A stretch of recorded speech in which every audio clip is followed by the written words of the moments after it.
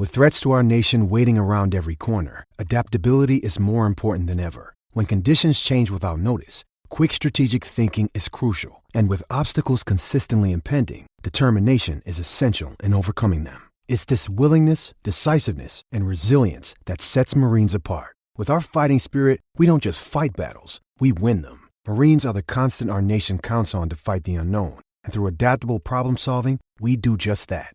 Learn more at marines.com.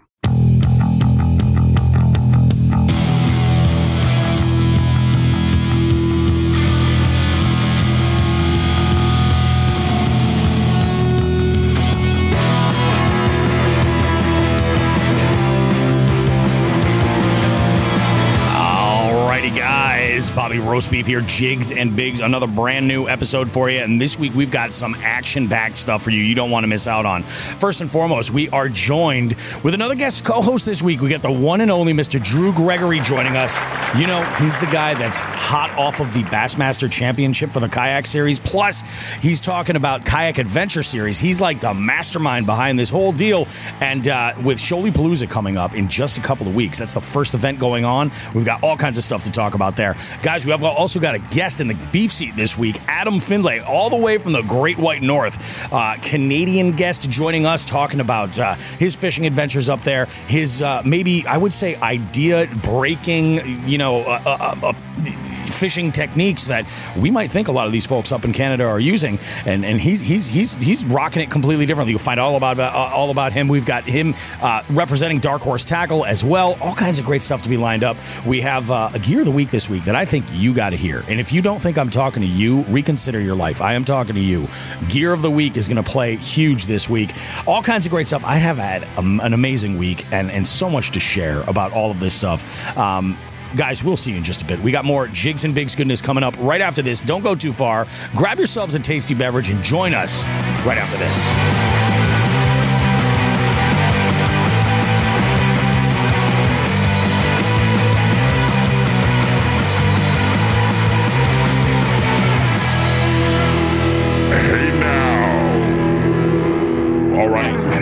Everybody, welcome Jigs and Bigs. It's another week. It was, last week's show was amazing. We had a great time last week with Noel.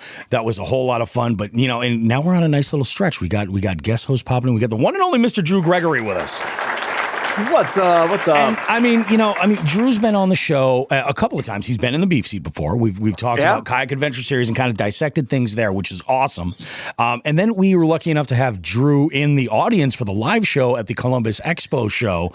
And he did a Just the Tip segment for us that week. One that I think has sort of rung in the back of my mind about being prepared for like that biggest catch of your life. And when I lost that giant because I played him out like a complete amateur with my BFS stuff, it was your voice, Drew, in the back of my head that was ringing like, "You dumb bastard.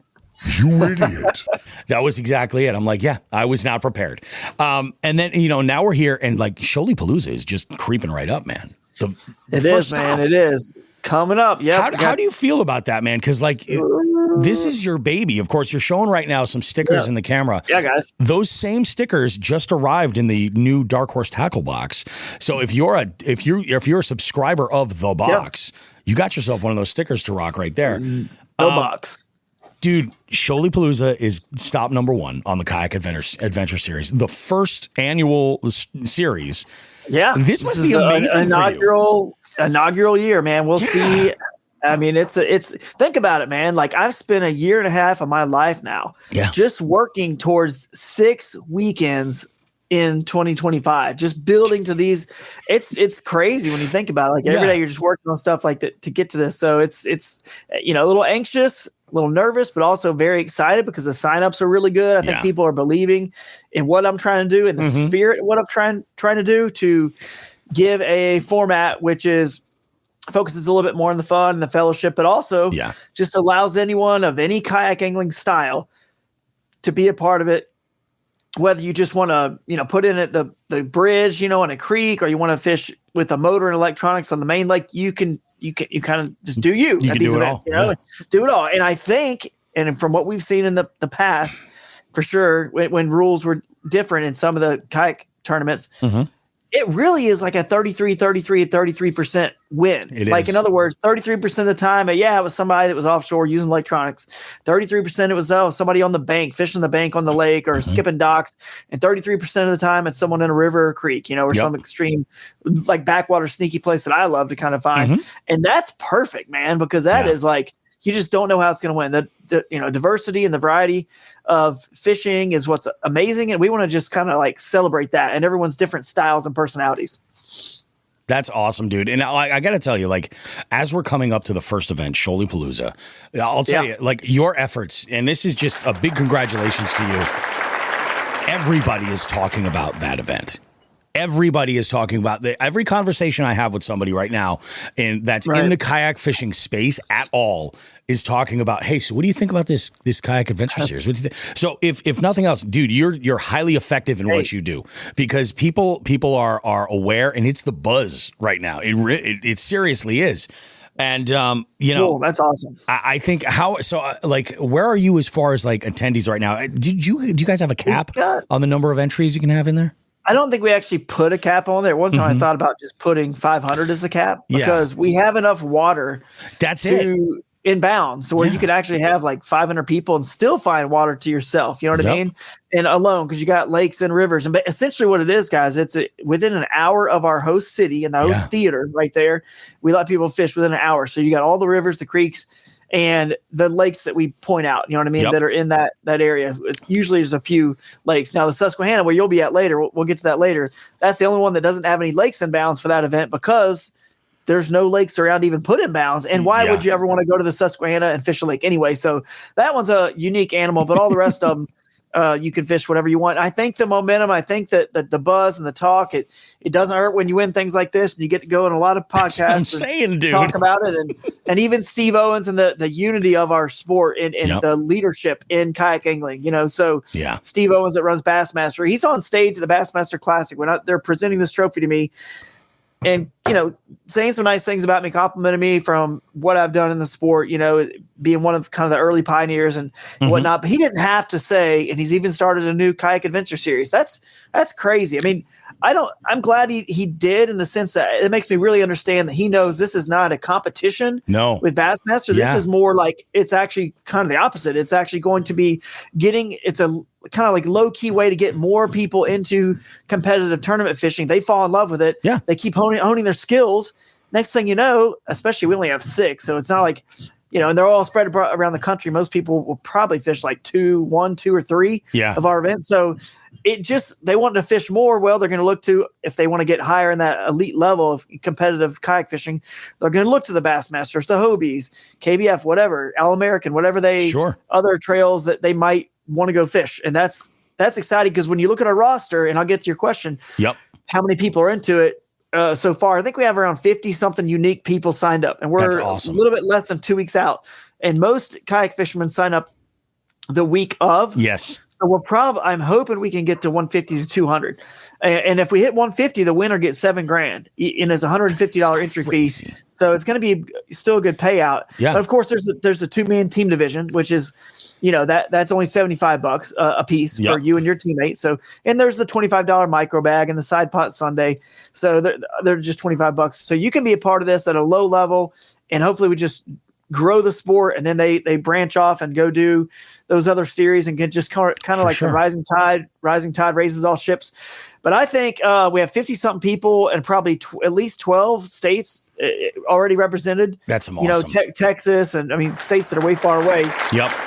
So we'll see, but Toyota and GoPro and the big brands like your Real Trees and Power Pole and all the fishing brands that we all know that are part of it, I think that's helped get some attention. Yeah, legitimacy, all of that. Yeah. And I think people just like the idea of being in a theater to watch the awards, to watch some of the the footage, which I'll share some of my footage from this event if you want. We can get a little mini kayak adventure series sort of feel. I've got them queued up, dude. Well, if you ever want to watch them. I was actually listening to the last episode of Smalley Talk where you were on with Josh Franco. Actually, as I was going up to fish up in Vermont with one of our regulars, of course, we're representing Achigan tonight. And I was listening to that episode and some of the, you were talking about some of the fishing that you had done and sharing some of those video clips from the Bassmaster Championship. And there was one specifically that inspired me, and that's going to play into this week's Gear of the Week. And that's when you were talking about, I didn't want to grab the line here, but I had to make a decision, and this fish was swimming away from me. And sometimes that's how it is. Like you got to do it. You know what I'm saying? Yep. And it's funny. So that kind of made a play for me where I was like, I think I know what the Gear of the Week this week is going to be. We're going to talk about nets and the importance of nets. And like, it's like, I hate when folks are like, you know how there's this thing in fishing where people are like, boat flips only, bro.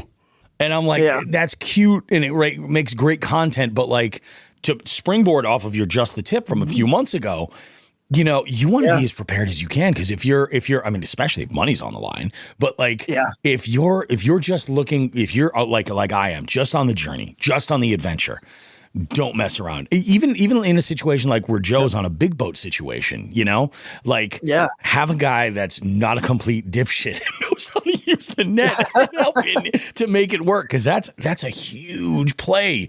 It is. It can all go to hell so fast. It is, man. And I should have used the net, but what's crazy is, so it's more entertaining when you're watching Bassmaster or Major League Fishing. They don't allow the net. That at the highest level, especially with hooks and dangerous stuff around. I love that because it's like makes this extra little bit of skill. They got to belly the fish. They got to figure out what angle. It's kind of like catching a football. When you're a wide receiver, do you go like this or do you bring it towards? Bring it down. Or do you like this? Yep. Or like, where's the angle? You got to fit the ball perfectly where it's coming. That's to catch with your hands instead of with your body. Yeah. And that is what the challenge, and it makes it more dramatic and entertaining on TV. Yep. And of course I'm filming, and I love that part. And that's the dumbest thing I've said is like, I don't use a net sometimes just because, even though it's legal, I rarely ever use a net because I'm mostly using big single hook baits anyway, and I don't need to. Then it's a different kind of animal. I'm straight braid, and when I hit these fish, like, and your hook set is a little, your hook set's a little bit like Mike Tyson's punch. You know what I mean? It's like, yeah. I mean, I got my rod butt usually underneath my, armpit area with my elbow kind of cinched down tight on it. And it's the twist of the power of your core. Yep. And it's straight braid and it's single hook baits and they're coming in. But on that one, I fought the fish for it was probably a solid 4 minutes and just let it swim around the open water and that light line. It's still 8-pound test, but light for me. And, a smaller hook, which can straighten out.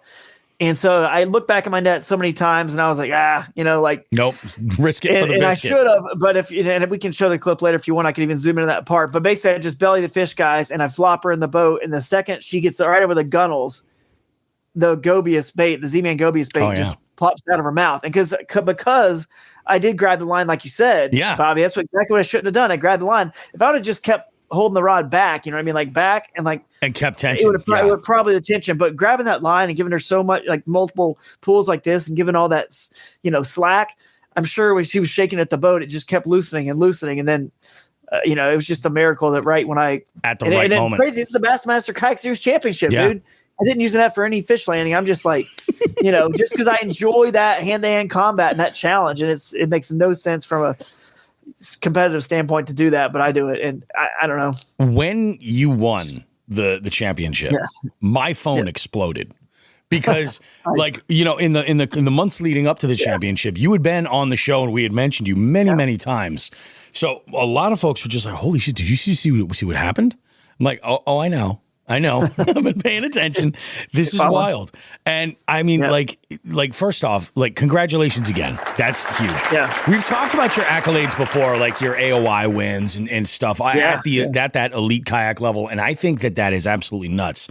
But having the Bassmaster Championship is just different. People talk about the blue trophy. That's huge, dude. It's different. It is so different, dude. I told people on all the podcasts, I'm just content. And I know it sounds crazy. I'm still going to obviously continue to fish tournaments and try just as hard. But if I don't ever win again, man, this is a great, I've been so blessed. It's dumb behind me everywhere. There's checks and trophies. And it's ridiculous to this point where I've been more blessed than anybody probably deserves. And, and I'm just content. I just wanted a major championship title. I'd won 2 AOIs, Hobie and Bassmaster. And that's very obviously the highest levels. and won lots of individual tournaments, I think 9 or whatever now nationally, but I'd never won a championship, like a KBF national championship or a Hobie TOC or a Bassmaster. So having that, I'm just content. And and it just, I don't know, man, it's a weird feeling. I still haven't kind of gotten over it, but I just don't have this weight of like, I've been chasing this last goal. And I just, I'm very, shocked that it came this quickly, because it's like Tiger Woods at this point is he's kind of just gears up for these majors, and that's it. He just works on his body where he can just at least play and complete full rounds of these majors and give it his all, because that's all that matters to him anymore. It's just those majors, and that's kind of like, kind of where I am. I'll just do less, but this was the only one that really these majors are kind of the only ones that really mattered. So. Yeah, it's wild, man. But and now obviously spending time focusing on the Kayak Adventure Series, I'm fishing many less tournaments. You know what I mean? Like many less. I'm probably fishing 5 this year. Like national level tournaments, because I got the Kayak Adventure Series of 6, so that's 11 weekends. That's true. But the family does get to go with me on the Kayak Adventure Series, which was the whole point. Is like kids are getting older. 2.5-year-old, almost 6-year-old. So it's crazy. It was like, man, I don't want to be leaving them for 14 weeks of the year, and then and then I cast everything else. There's other stuff we leave and go do too. So this fits, a little bit better, and it'll be fun. So, but I appreciate it, man. That is awesome, man. And that is really, I think, the thing that does truly separate Kayak Adventure Series versus any other platform for tournament trail that's out there, is the fact that the focus really is on the experience, the fun, the friendship, the relationships, the knowledge and the learning, because that's an aspect of it too. And I love the way that you've made mention before that, like,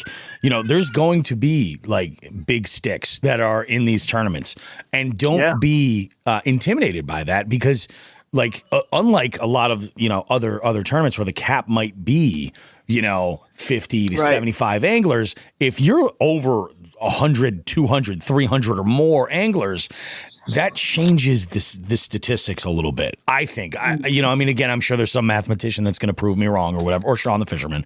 But there's, I'm sure that I look at it like this. It's just the greater wide open, and also just the fact that, like, I love how I think it was actually on that Smalley Talk episode where you guys were talking about when Ike fishes the kayak series, and you're like, and I think Josh had DM'd him and was like, hey, I gotta have you on the podcast so I can talk a bunch of shit, and he was like, no.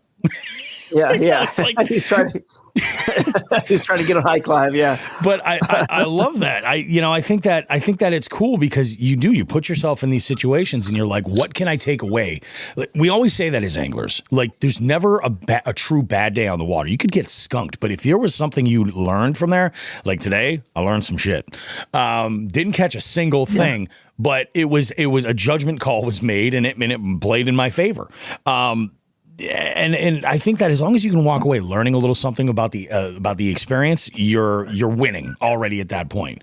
So for like that novice that's just getting into this just to go and do it, or in a lot of situations, what I love about the Kayak Adventure Series is because of the focus is on the experience, and it includes family and all the other connected parts, the brunch gathering and all of the different, even that the second shot of the Sunday event. For those that want to stick around, it's like, if you have all these moving parts, and if you're just getting into this sport, this is a great way to meet folks from all over the place who are maybe a little bit more tweaked and hardcore to go and travel across state lines, 2 or 3 states and 4 states in some cases, to travel and do some of these events, and then essentially make fishing buddies, Yeah, exactly. The lifetime. Yeah. What people don't understand is that, like, think about guides on a lake. You can go hire a guide, and they're going to put you right on the fish. Okay. But because I've been blessed to travel the entire United States, fish everywhere, dude. Salt, fresh. I mean, there's not many places I haven't fished, and some of the ones I haven't, I obviously have researched and just I'm a big nerd about all this stuff and understanding the river systems and knowing where the some of the best fishing is. So I'm literally guiding you to the 6 best locations in the United States to have the best time to catch numbers of fish and big fish. Now, I can lead a horse to water, can't make him drink. Sure, I can't make you catch your personal best. I can't, whatever. But I'm taking you to the best places, so it's worth your time to make that long drive. Yeah, because you're going to have fun, and you're going to learn something. You're going to have fun. You're going to be able to rub elbows and rub shoulders with a lot of the the few of the top elite level anglers that might be fishing various ones, because we've built in all this fun time and fellowship time, into the events. Starting with Thursday, the opening ceremonies, 4 to 7. There's no long rules. You're not sitting there reading the rules. You check in with us.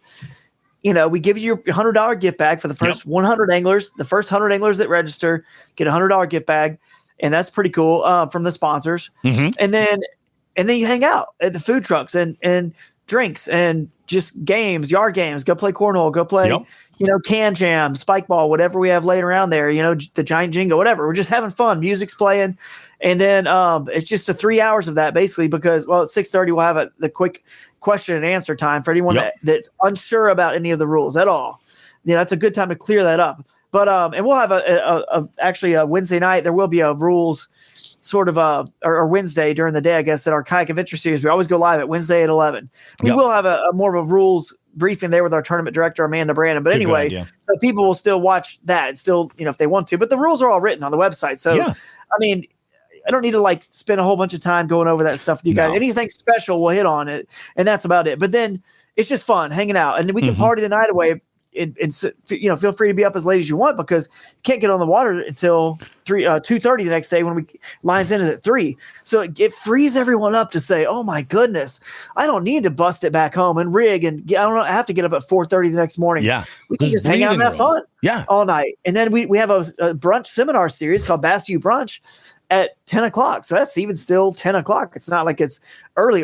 It's 10 to 12:30. You can come listen to seminars from all the fisheries biologists and other pros and folks that we have lined up for you guys to. And it's all on the website, at kayakadventureseries.com. You can check it out. But that, like you're saying, that's the educational component. And then Friday, there's that cool afternoon bite you guys get, a day on the water without the public. And we all know it's easier to get off work on Friday than it is Monday. For sure. So that's kind of why we did it that way, A, and B, so that on Saturday after our awards, we can all hang out again without any stress, because it's not Sunday. We don't have to, people will be at the awards and the festival and all the fun. So that's kind of why we did it that way. For Friday, you fish from 3 to 7, and then Saturday you wake up, there's nothing happening Friday night. You just get back, get charge batteries or whatever you got to do, re-rig, and then just get on the water Saturday and come back and join us at the festival when you get off the water for Shoaliepalooza. Every place, we're basically downtown in all these medium-sized cities kind of where we're at. And come back to the festival. We'll have, kayak demos at some when we're on the water. We'll have, food trucks, music, games again, live, more like kids zone, bouncy houses, Toyota truck demos. That's awesome. E-bike demos, just a lot of fun stuff like that going on for everybody. And then then at 6 o'clock, we go into the theater for the awards and show off a lot of the footage, the GoPro footage of, so basically it'll look like this right here.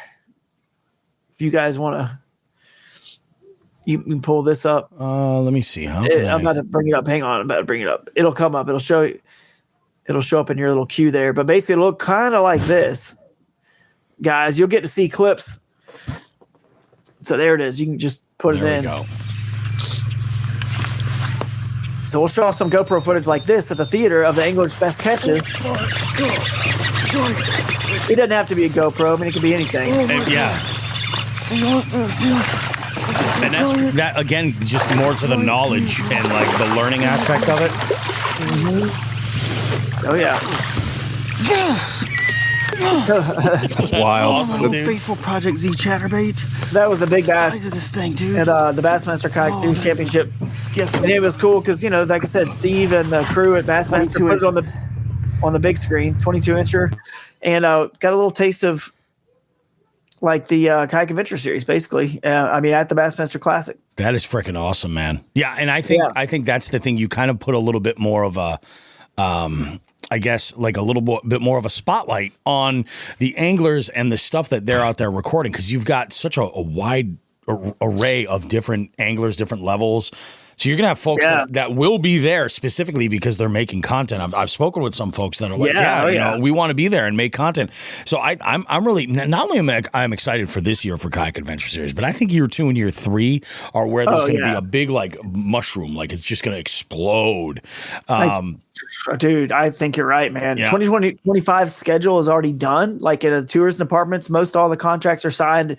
The ones that aren't, they're verbally agreed upon. So it won't be long till they just email it back over. But Dude, the schedule, I can't reveal it, but it'll definitely be out sooner than most, series, because it's already done. The sooner I get it out to the public, the sooner you guys can start registering, preparing and getting like vacation time planned and start working on, your significant other. If you might need to like massage that relationship, exactly. To make sure you can go. It's like, but I don't want to spend a vacation going to a kayak tournament. You're like, no. There's a different animal. Look at some of the video footage from last year. Like there's all this, there's activity and there's like, Exactly. Stuff for the family. There's an excursion on Saturday mornings for the family, and we have on the website all the other things to do in the area for the families, whether it's scenic, tourist attractions, hikes, the cool things. The sand dunes in Michigan are going to be incredible. Go 20 minutes to those sand dunes. Yeah. It'll blow you away, man. Like it's literally just, you're just driving, and all of a sudden you're getting close to the lake, and there's these trees, and all of a sudden you look up and everything's just covered in sand all the way to above the tops of the tallest trees. And then from there to the lake. And they let you rent dune buggies on them and drive around them. It's a whole giant state park, but the sand dunes are, I don't know how many acres this whole place is, but I don't understand how there's this much sand, and it's so taller than the trees, and it's like so cool. But like we put that on the website, so you guys can have the family or your spouse who might enjoy that kind of stuff, doing stuff. And you don't have to do all the legwork. I mean, obviously, there's still more to go find and do that we didn't find and post, but it's definitely going to be cool. And having those videos and clips, just encouraging people to film themselves, which is probably, I think, going to one of the coolest things. Going to, end up in somebody creating one of the best memories of their lives. They'll now have on camera. Yep.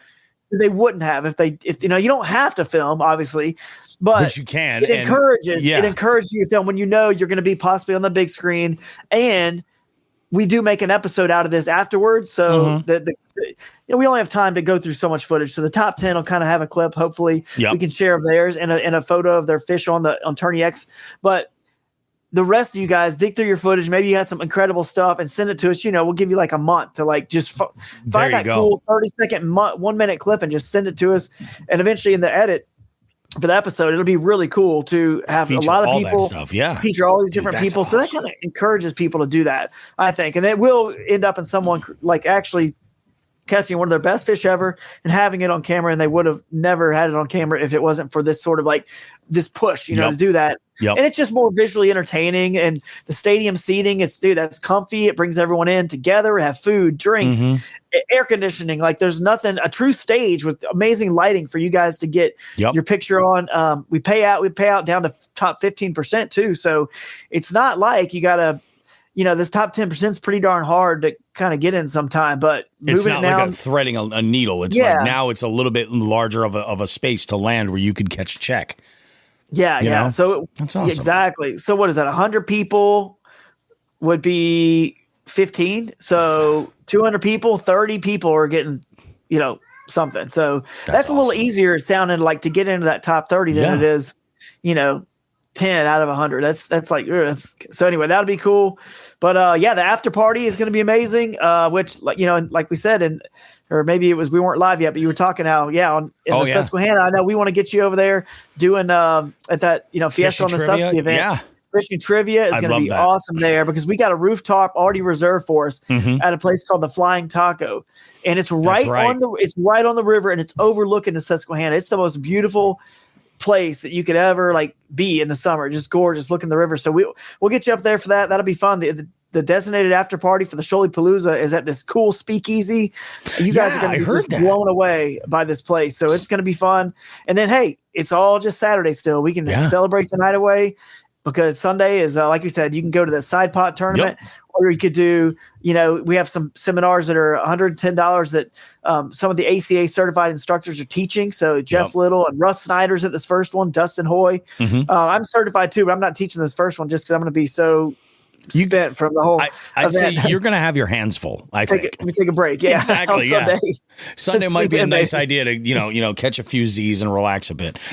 Let's go ahead, Drew. We're going to include obviously all the registration info and everything that people want to know for this. So if you guys are interested in the Kayak Adventure Series, check the description of this podcast. We're going to give links for everything there, so you can get your registration in.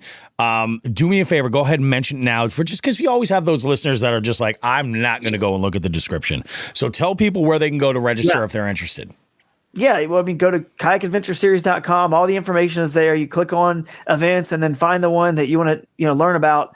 And do you have a flyer? You still have that flyer handy? I do. Let's go. Pull that up we'll if you guys put that want. sucker on the screen.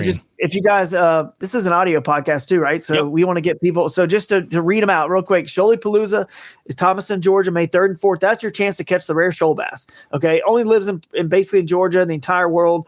They get big. I've caught a couple over 7 pounds, and one was 24 1/4 inches. So they get big. They get really big, and this is the best time to be there to catch them. So if you want to knock that one off your bucket list, then come on down to Shoaliepalooza. It's going to be a blast, because you're never just going to pick up and go. You know what I mean? On your own. Like, you're not going to do it. So let's face it. You need to come to Shoaliepalooza and cross that one off the bucket list. The second one is then we go to Wild Whitehall in Whitehall, Michigan, June 6th and 7th. Yep.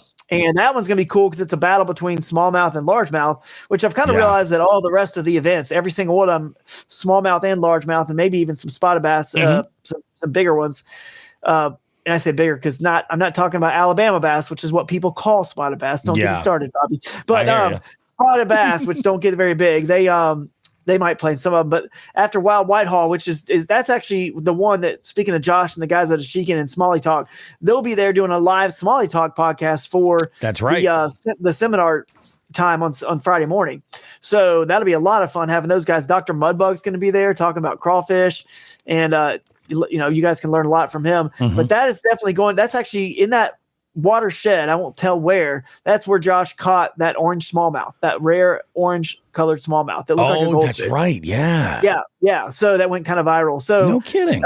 And the smallmouth and largemouth both get, I would say, pretty equally big there. Like the largemouth, you can catch 6 and 7 pounders up there. And then the smallmouth are in 20 inches for sure, and over 20. So that's like a coin flip on what's going to win. And there's like 11 lakes and mountains on that one, and lots of rivers and creeks. So that's fun. Ozarkana is the next one. Poplar Bluff, Missouri, July 12th and 13th. Dude, it's like the southeast corner. So it's like 3.5 hours from Nashville. It's not even far. Yeah. It sounds like Missouri is, way out there, but it's not. It's not far from anybody. Indiana, Ohio, like any of the states, it's not a far drive at all. Alabama, Mississippi, Georgia, it's like not going to be that far. And of course, if you live over in that area in the central part of the country, it won't be too bad either. But that's, again, the Ozark streams and rivers. So you got smallmouth there. And Lake Wapapello, one of the lakes that's in bounds, there's several lakes, and they all have good ones, put out 2 30-pound bags this spring. So that tells you something. So they're in the lakes. That's July 12th and 13th. And then Fiesta on the Susky, by the way, is the next one that you'll be at, Towanda, Pennsylvania. Is the whole crew going to be there? Joe, you going to be that one too? Or do you know? I'm working it. Are you working? Yeah. He's working. That was going to be a lot of fun. That one is going to be a blast. Incredible, because it's a Susquehanna. I don't know if we need to say anymore, but that one is obviously predominantly just the smallmouth event, and you're going to catch. I don't know. You're going to need in the 90s, that's for sure, to win it. I don't know if we'll hit 100 or not, but maybe we allow a day and a half of fishing is different than a day. We get Friday afternoon and Saturday, and it's just 5 fish, guys, just 5. Yeah. So you will get a chance. It's easier to possibly win against anybody that you feel, could be really good. It's easier when it's just a 5 fish event than a 10 or 15 for 3 days, So then the next event we'll go to is Wisconsin River Fest. Yep. And that's in Sauk Prairie, Wisconsin, September 6th and 7th. And that one, just the giant, smallmouth, big largemouth too, but Lake Wisconsin's inbounds for that one. That's one of the lakes. But Christine Fisher's coming to that one. She said she thinks it's better than the Susquehanna River. And I've heard that. Yeah, that's what she says. And so she's trying to make it to that one. She said tentatively it's on her schedule, and I know she's got a lot going on, but she said that's the one she's going to try to hit.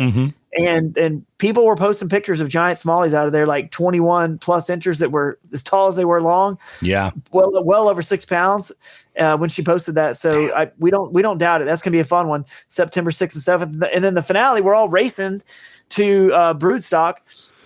And I say racing, dude. You want me to drop something here that's never been said before? Yeah. I could drop it.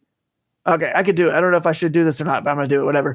Do it. That's the Jigs and Bigs way. I don't know if I should do this or not, but here you go. Here, try this. Little kid. Don't ever ask us if you should or shouldn't do something, because we're definitely going to tell you should. So you see why it says, see that little Corvette right there? It says race to broodstock. Do you guys know what is in Bowling Green, Kentucky? Does anyone know what is there that's unique about town? No, I want to guess. Vehicle? Oh, a vehicle? Is it like a? Yeah. Isn't it like a Corvette?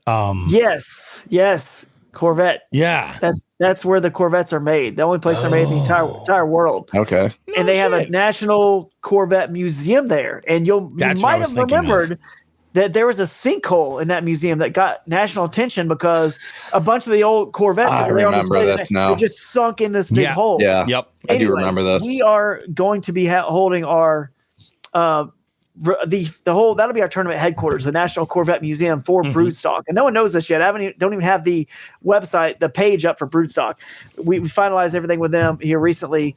But basically there's a theater in the National Corvette Museum called the Chevrolet Theater. So, I mean, it has everything. It's got a giant banquet center. I mean, the place is huge. It's the headquarters for Corvette, so they have a great lawn space. They have tons of these big parking lots with tons of parking for us and our kayaks and trailers. Across the street, they got the they got a motorsports park with a real racetrack, a real road course. You can do awesome. Like Corvette driving on. I guess they have a pace car. Maybe I don't know if they have a pace car or not. In front of you, got to follow, but you can go as fast as you want to. Make that thing go. Oh yeah, it's the Corvette. It's the real Corvette experience. But they also have go karts there. Some fast go karts. So we're going to utilize all of that fun. Oh, that's so cool, dude. For our final event. And that'll be our tournament headquarters. So that's pretty cool. But yeah, it's the Race to Broodstock. That's Bowling Green, Kentucky, October 4th and 5th. And it will be a battle between smallmouth and largemouth. Yeah. And again, some spotted bass might play in that one too. But there's a couple good lakes, like Green River Lake or Barren River Lake. I can't remember which ones were close enough. But I also Nolan Lake. I also love the fact that you've got different kayak brands sponsoring each stop. Like you've got Crescent sponsoring Shoaliepalooza, Old Town sponsoring Ozarkana, Whitehall, Wild Whitehall is sponsored by New Canoe, Fiesta on the Susky is sponsored by Bonafide, and then Feel Free sponsoring the Wisconsin Riverfest. Like, I think that's super cool, and not to mention overall, like your key sponsor is GoPro. So presented by GoPro. If that's not an invitation to create as much content as you can while you're out on the water, I don't know what else is. Yeah, I don't either, man. But I'm glad you brought that up because I meant to mention all those kayak manufacturers next. And the reason why they're one of the cool things is we're raising money for pediatric cancers, this whole thing. And the way we're doing it is every one of those kayak manufacturers are donating a kayak at each one of those stops. So it'll be a raffle kayak to raise money for pediatric cancer through the Punt Foundation. And then at the finale, we'll probably have more raffle products through there. And we'll also give away another sort of, I've only announced it. I only said it on Alex Rudd's podcast so far. So I don't know, but I did. I will tell you that the Angler of the Year package, we did get an e-bike committed to us from a company called Ubco, and I got to share this, dude. I will share my screen. You have to pull this up. Right here. Pull up the. Oh, dude. There we go. Oh, do you see this right here? That looks so freaking the winner cool. is going to get an e-bike from Ubco, UBCO. It's a pretty, it's basically a utility. They call it a utility vehicle. They're out of New Zealand. Yeah. Originally, the company is, but these were basically made to work around all the ranches and stuff. And, just out there, just a utility bike to go get stuff done. Now, this is their special edition, which is probably the coolest one. I think we'll probably get the winner. I mean, I'm sure the winner can upgrade to any one of the other models, but they all are cool. Just the adventure edition is cool. And this is the work bike here. But it's $5,000. I mean, it's not cheap. I mean, it's not cheap. And the winner's going to get one of these bad boys. And of the Angler of the Year. And we'll announce more, with that later with the Team of the Year package and everything else. So it's worth coming to some of these events because definitely it is multiple events because Angler of the Year is your best 2 out of the 5 regular season plus that broodstock, which is an open finale, guys. Don't forget that it's not a championship. Which makes people think you got to qualify for it. It's just a finale. It's an open finale. Now we will crown the champions like the Angler of the Year and the Team of the Year. But it's an open event with more prizes, more payout, better payouts. I don't know how we're going to do the payouts, if it's just going to be more for the top 15% or maybe pay out 20% or what, but it's more payouts, bigger prizes, bigger everything. And it's an open event and it's just your best 2 of the 5 regular season events combined. And you get a score, 100 points for the winner for your Angler of the Year, like most events, although we definitely do ours a little bit different. It's based on a percentage where, cause isn't it odd if you finish 10th, let's say out of 250 people, And the AOI points go down by a point, so that would be whatever, 90 points, 90 AOI points if it was a 100-point scale. Isn't that odd that if there's 70 people show up and you get 10th, you still get the same number of points? It is. That's not the same accomplishment. No, it should fluctuate. Not at all. Yeah, I agree. So we actually have it done. We won't bore you guys with it, but essentially it's the winner of the event sets the bar at 100%, however many inches they had. Yeah. 101, 83, it doesn't matter. That's 100%. So whatever you got, you just do the division. Yep. And that's what you get for AOI points. That's your number of AOI points. It could be 88.25 or whatever it is that divided into his. So you don't get the full 100% because you didn't hit 100% like he did. Exactly. Yeah. You get, and which is cool because think about it like this. Lots of people can tie. If it sucks when you're you look up 10 places and you're like, dude, the guy 10 places above me just had half an inch more than me because there was a bunch of people stacked up here. Yep. Well, we could all have the same. We all just get what we earn. We get what we earn. Yeah. It's just a better system. So that's kind of the theme of Kayak Adventure Series, man. I own it. It's my baby. So fishing tournaments, and running tournament trails in the past. Yep. If it doesn't make it more fun, help you guys catch more fish and have more fun. Yeah. Then I just it's me. I just say, I'm not doing that. I don't why, Yeah. we're allowing 2 rods at one time and we're allowing trolling. Yep. Why not? Why would you not want to be able to throw? It's legal to do that. Yeah. To fish that way. Just get weird with it. You know what I mean? It's not like it's going to all of a sudden dominate like crazy. Yeah. Isn't that cool, Joe? It doesn't dominate like the A-rig. They were like, oh, we got to outlaw the A-rig because it's going to dominate every event. But you're not going to see somebody 90% of the field was trolling. Oh God, how boring. Another trolling event. No, it's one or two people might pick up on something, or they might move from one spot to the next, like a mile. Hey, why not just throw a rod out and troll this? Yeah. Why not? Yep. And I want to hear that story. We want to hear that on stage. We want that on GoPro, that you use a second rod because you were allowed to, when you had a smallmouth on that was 14 inches, but a 20 was following it, and you just kept him on, and you put it between your legs, and you threw out a jig, and you just, jigged it in front of the other one's face, and you ate it, and you set the hook on that one, you caught them both. Yep. We want that, dude. Yeah. So why not allow it? It's legal, although it's not legal in every state, but it's legal. Like Minnesota, I think you can only have one rod out at a time. So if you ever go to states like that, we will have to tweak that rule. But yeah, exactly. You get my point, guys. If it's illegal, and we can do it on a Saturday, launch under any bridge as long as you're launching in the public right away, or at the right canoe and kayak launches, all the random places, or dragging through a wildlife management area, all the cool stuff why we have kayaks, pack an inflatable if you want. Do the adventure, dude. That's what it's all about. We just simply make that part of the thing. Why not? So I love it, man. And that's it does. It lays right into what kayak fishing is all about. Hey, things are not working here. We'll change to other legal spots, It's awesome, man. It's that's really, I think, what it's all about. Drew, that is absolutely awesome. Let's talk about the last 7 days. We're gonna open it up. We'll invite you to tell us, what was your last week like? Fishy stuff. What'd you do over the last week? I've got a bunch to go over. I'll go last, so you guys go ahead.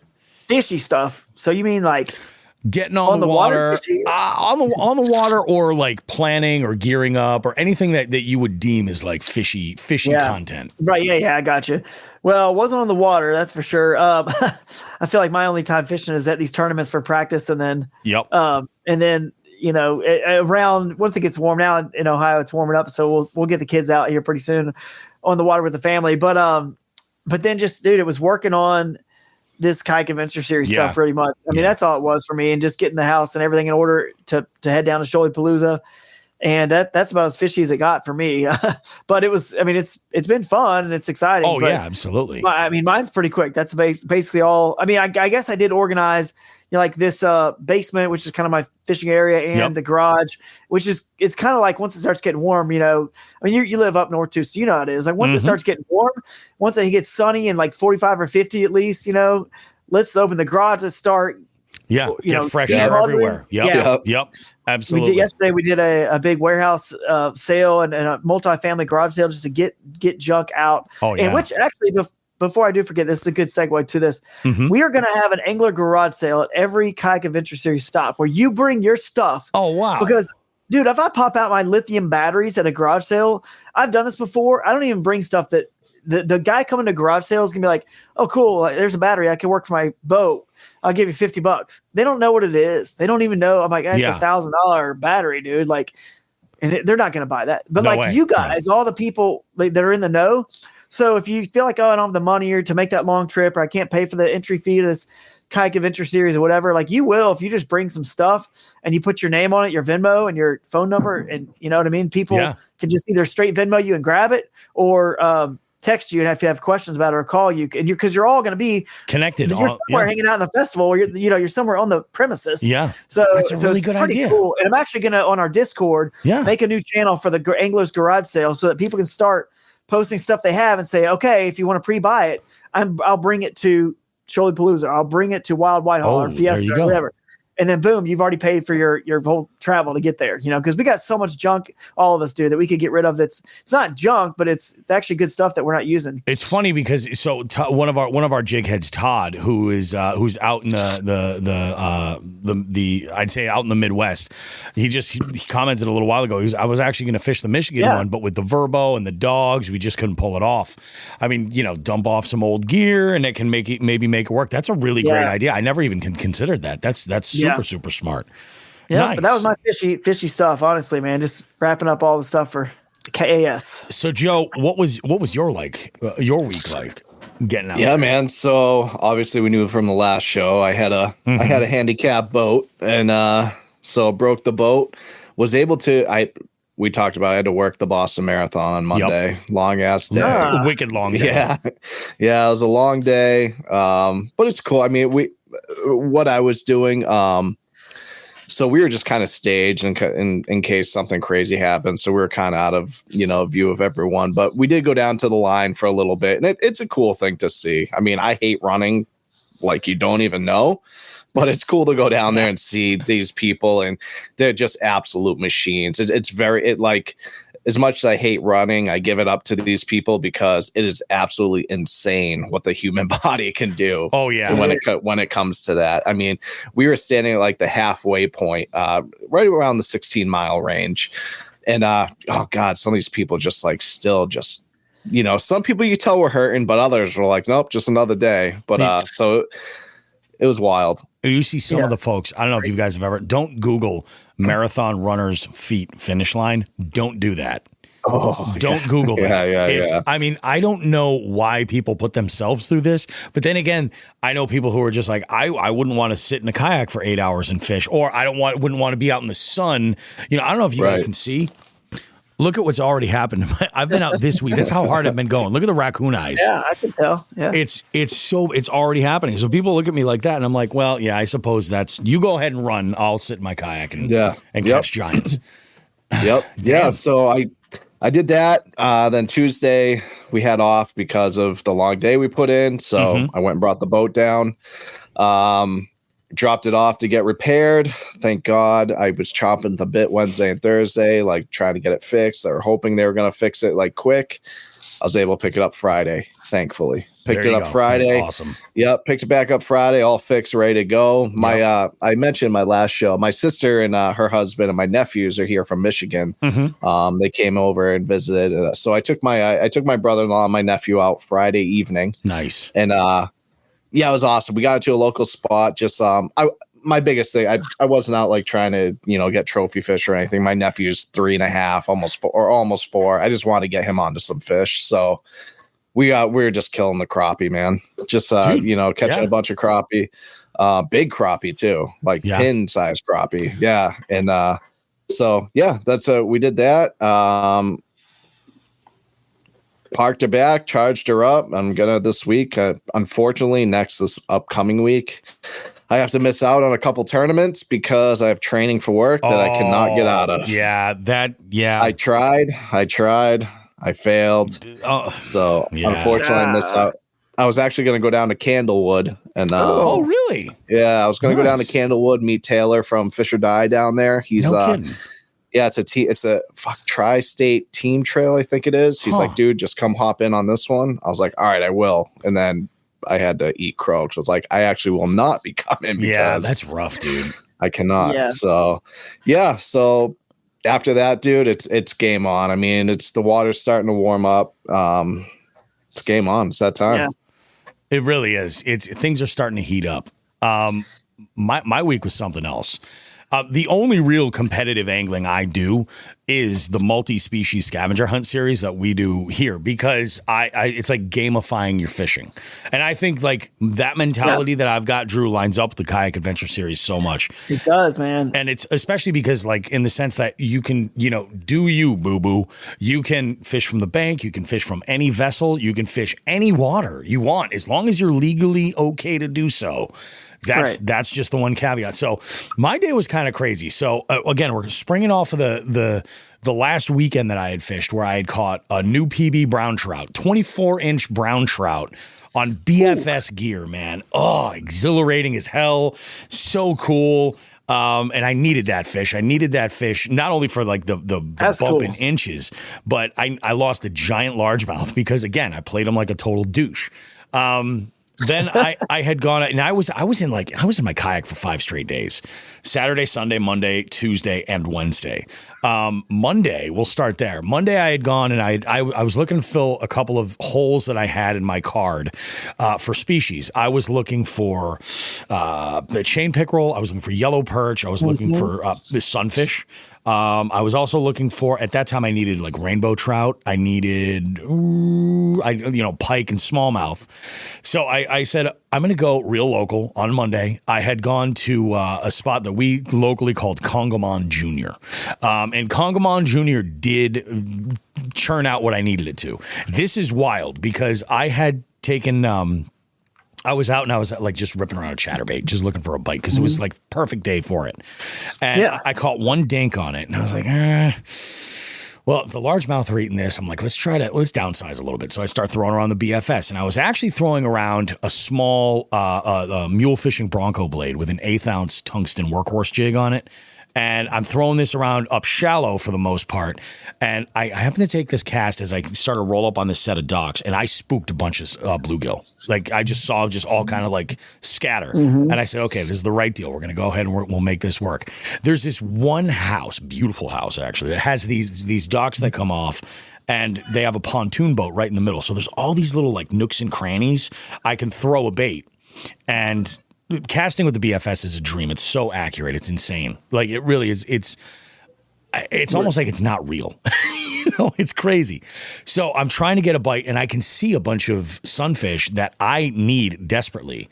So I'm like, all right, okay, we'll flip this over here on the, I'm getting a tap at it. They're chasing it. They're not really going for it. So I had a drop shot right behind me, and I just tossed that right in over there. And it took 3 seconds after it hit the bottom.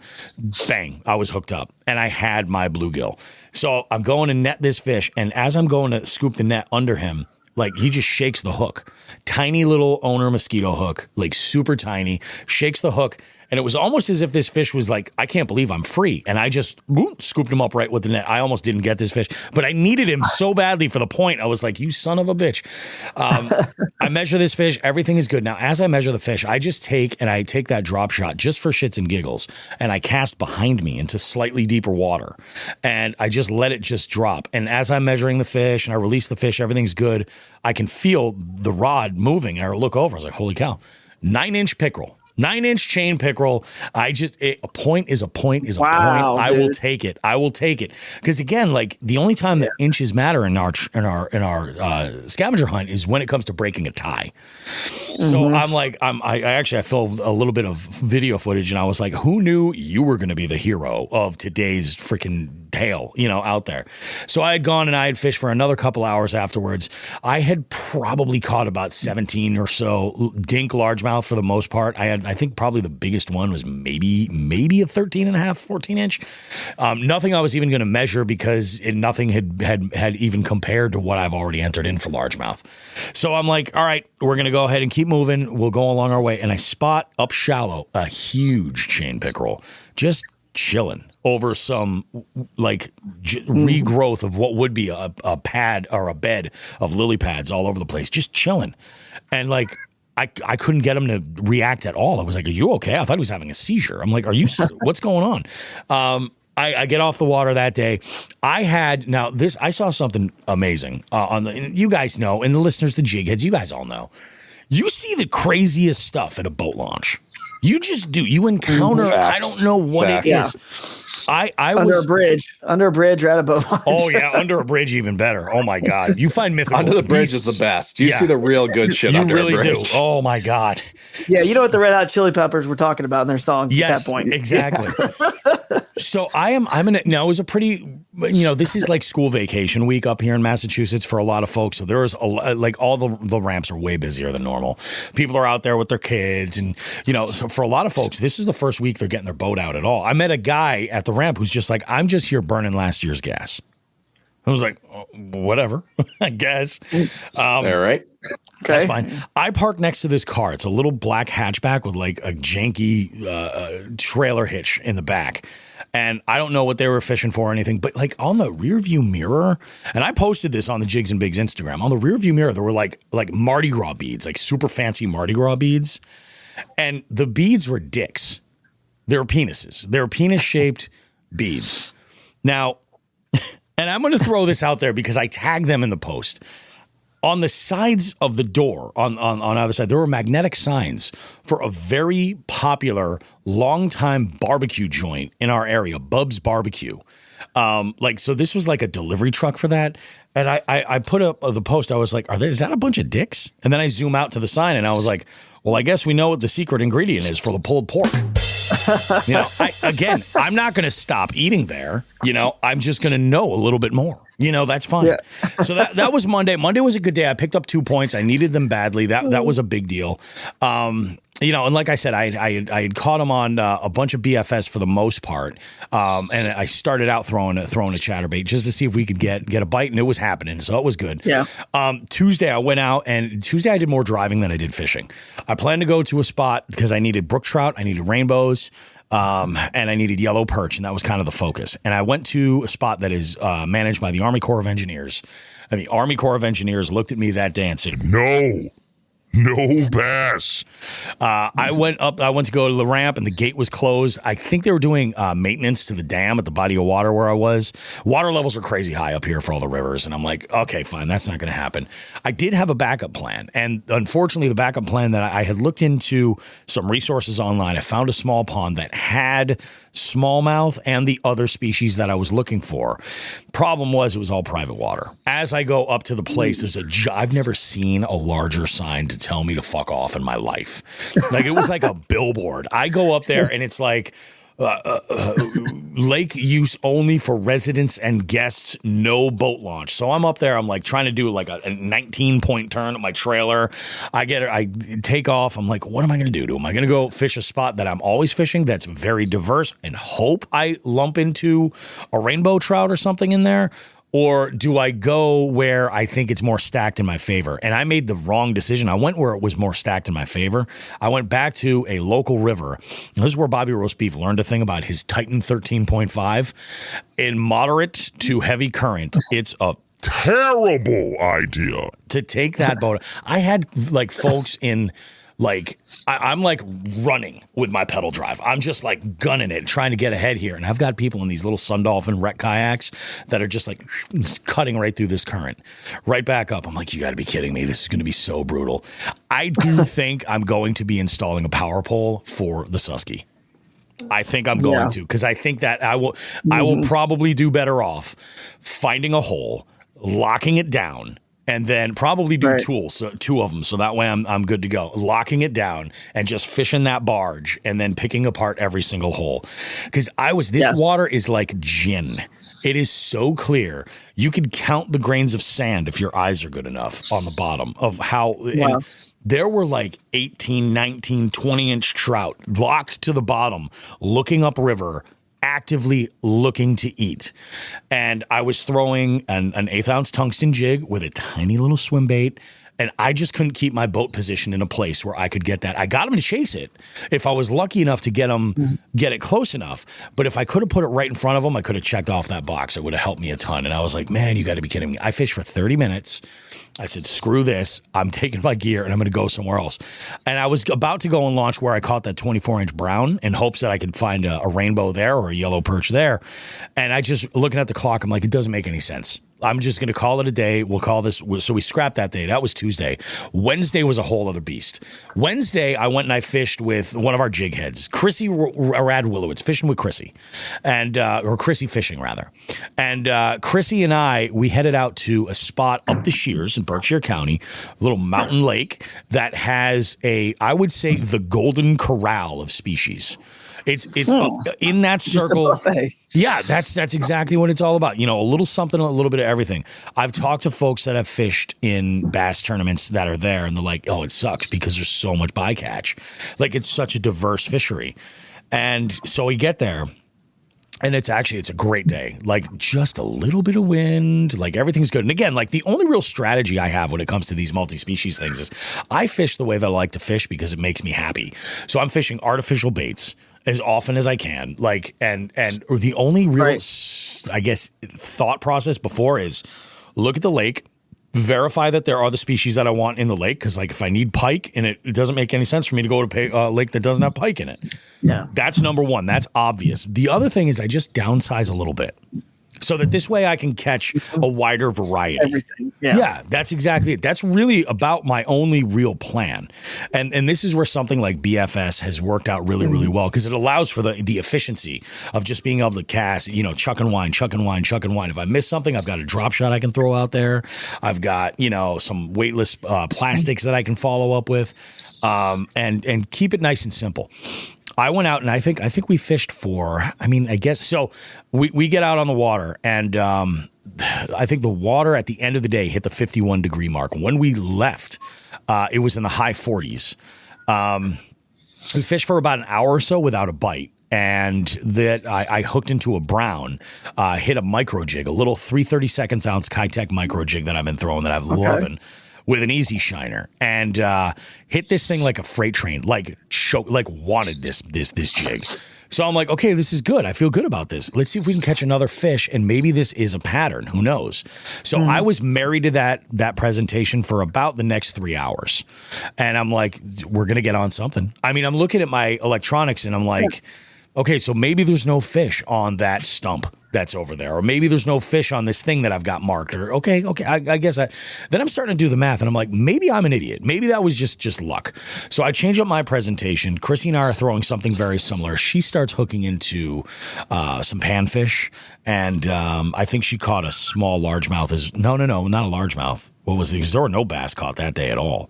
I forget. A couple rock bass, I think is what it was. And so she's getting some points. I was like, all right, so I'm going to go ahead and we'll keep working on this. Well, there's a spot of this lake I've never fished where the river kind of comes in out that way. And I always kind of figured it was I knew it was super shallow. I didn't realize that it was not as shallow as I had thought. I think once the weeds grow up, it makes it really hard to pass. So we took advantage of it. We went up that little river, and we're going out along this way, and we found just a dock that was loaded with yellow perch. And all of them that were nipping at my bait were they weren't going to make the 8-inch minimum that I needed. So I'm like, all right, maybe there's a big one in there. Who knows?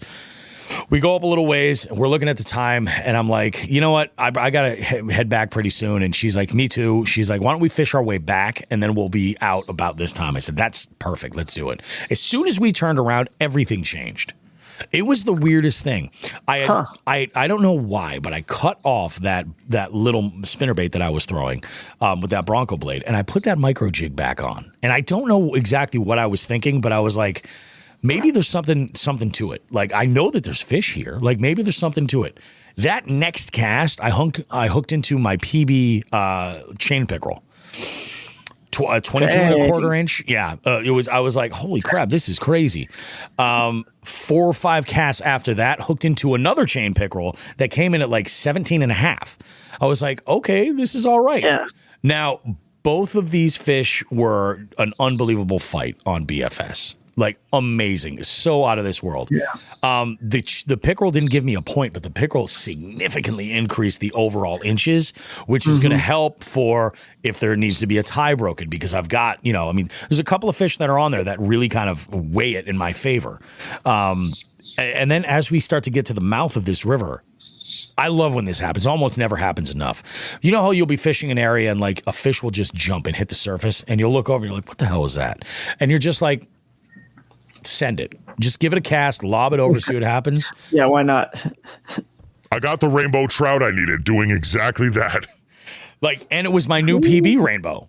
Like, it's not a big one, but I mean, it was my new PB rainbow. I was like, that's amazing. That's awesome. What's crazy is the first time I took a record to set a PB chain pickerel and rainbow trout, it was like 2 years ago at a lake in the Berkshires.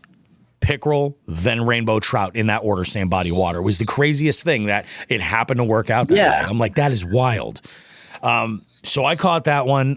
Chrissy had caught another couple. I had caught a couple of bluegill that, again, weren't going to help me at all. So I just released those. It was a great day. I felt awesome because I had increased some inches on a really, really tiny chain pickerel that I had entered. But hey, a point's a point, and I managed to get that extra point with the rainbow trout. So check that one off my list. I'm like, this is great. I have loved trout fishing, by the way, with BFS. I have caught more big trout on swim baits. Yeah. Dude, I love it. Yeah, and I feel like the fly fishing guys that I've seen on the water when I'm out there, they kind of hate me for it. Yeah. They kind of hate me for it because they're like, that guy's badass. And I'm like, you're not wrong. You know what I mean? You're not wrong. That's epic, man. That's awesome. That's just Wednesday. Yeah, that was just Wednesday. It was so freaking good. Thursday was a day I spent in the office entirely. Just got a bunch of stuff done. I've got some events coming up that I needed to work on. Some tech stuff that I needed to work on. In fact, some of this actually was going to play into the event at the Susquehanna because I'm organizing some tablets. So this way, when we do fishy trivia, if people want to play and they're like, I'm not able to download the app or they're something like that, I've got a couple of devices now. I can say like, here you go, you can play on that. So that'll be kind of nice. That's cool. Friday was an interesting day. So I've been looking at the entire week and how we're going to play this out. And I'm like, there's this body of water I want to hit. Pike, smallies, bowfin, a bunch of different species that I need, and all the other regular cast of characters that I need as well. And I'm like, but man, and we're going to talk about Wachusett Reservoir in just a little bit, but I went up to the Chew. I made the decision. I went out with the good old Chicopee Chet. I went out with Chicopee Chet to West Boylston in the Sterling area of Massachusetts to fish one of the most unique fisheries in Massachusetts. It's a drinking water supply that you can only fish 3/4 of the year. And you can only fish it from the bank. There's zero boats allowed at all. And it's feast or famine over there. And most of the spots are a good walk in, like a mile or two. It's you got to be dedicated to it. So I told my buddy, I was like, if you're into it, let's go. I was like, I've got gear. Like, don't worry about it. We'll go and we'll have fun. Dude, we couldn't buy a bite. We went to this one spot where I've caught, because I was there for Lakers and Smallies. Lakers and smallmouth, that was what the target was. I could not buy a bite. We fished this one area on this big point that has on each side of the point, it's like a different tail. One is super rocky and super shallow, and we saw so many fish hitting the surface. Come to find out, there was a dude, I guess they had just done like a stalking, and there was a dude that had just put a bunch of pellets in the water, and I'm like, why? Why would you do that? But so I was like, my buddy and I were like, dude, we're going to get one of these to bite eventually. Let's just keep throwing stuff at them until they bite. This dude comes walking out of the woods. He's like, yeah, man, I just dropped a bunch of pellets. That's all they're eating right now. And I'm like, all right, Jimmy, let's go ahead and pack this up because that's not going to work here. They're actively feeding on things that aren't looking natural at all. It was like, let's bust out the old power bait, I guess. So we went to two other spots. One of these spots was just like, it was like an assembly line of fishermen. It was crazy, just all over the place. And again, it's Friday of a vacation week. Like, I mean, of course it's packed. Every single person that we talked to was like, nothing. Not a bite, not whatsoever. And we had a little bit of a cold front that had gone through the night before, and I think that's what just kind of turned them off. Yeah. And it was funny. Like I heard you mention the gobius, Drew. It was one of the baits that I was throwing. I picked up a couple of the gobiuses just to try them out and see what I thought. And dude, I really like them, man. I really. Yeah. There's not a lot like as much as Z-Man Elastec is really a remarkable resource. I hate storing it. You know what I mean? Like, you really do have to remove trailers and store them separately. I love the gobius because it's pre-rigged. It's all set. It's all one unit. It's all set. But that packaging, you can keep it in and store it in the pocket of a backpack or anything. So it's really, really cool. And I just think it's going to be that much more. It's going to, the Dark Sleeper walked so the Gobius could run. Yeah. You know what I mean? That's true. I mean, that's the way any product that's kind of like basically taking another product should be a better, like every phone that anyone makes should be better than the next phone. You know what I mean? Because we already see what things we didn't like about this, so they keep innovating and innovating. So I mean, it's true. And you're right. That thing is pretty cool. I don't fish a lot of. It may be perfect on BFS stuff. You know, just light. Throw that lighter one. It just looks just like a goby. And for me, fishing the river, it looks just like a river darter, which also sit on the bottom, and they colored up just like that, same shape. So, yeah, it's perfect. So I can see you catching a lot of fish on that. Steve Hacks asked us, he goes, Bobby, how long is your BFS rod? I'm looking into one, but I can't decide on the rod. You know what's funny? Steve, when I was looking at that different BFS rods, I had the number of 7'7" in my mind because I wanted that long casting. I wanted to be able to cast these baits further distances. And what was recommended to me from Jeff and Paul over at Aggressively Average Anglers was the Shimano XT, Majestic XT. And it's a 2-piece rod, but it's 6'5" light. Fast or extra fast. It might be extra fast. That's cool. And I'll tell you, I was like, I trust these guys. They're not dummies. Like they know what's going on. Is a 6'5" rod. It's the shortest rod in my lineup, and I've had no issues. It's part of the reason why it's so accurate. However, I mean, it's like, I feel like I was out today with Binya, and I feel like I was dropping baits in spots where there was like zero splash. It was, under the crazy, and I'm kind of getting a little bit ballsy with throwing these things. And I've got a 4-pound fluorocarbon leader. Like, it's nothing. It's so small, but I'm throwing stuff into cover. Like, hey, if I lose it, I lose it. I'm risking it for the biscuit. I got to go, and do this. And it's pretty good. I wouldn't get too hung up on like crazy, super long rod lengths or anything. Although I will say this, it's a slippery slope with BFS because you can find that you might want to have a rod dedicated for like 1/32 ounce jigs, and then you might have one that you want to have dedicated for like moving baits that might be 2 different rods. So like I think that a light action or a light power rod with a fast action is great, but I would not be afraid of going a little bit shorter than maybe you're thinking if you need to. I think it's a good deal.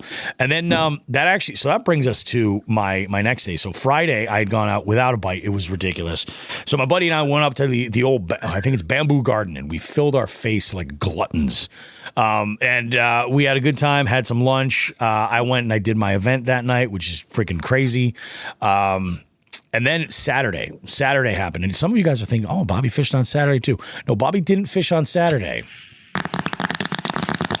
Saturday was a different day.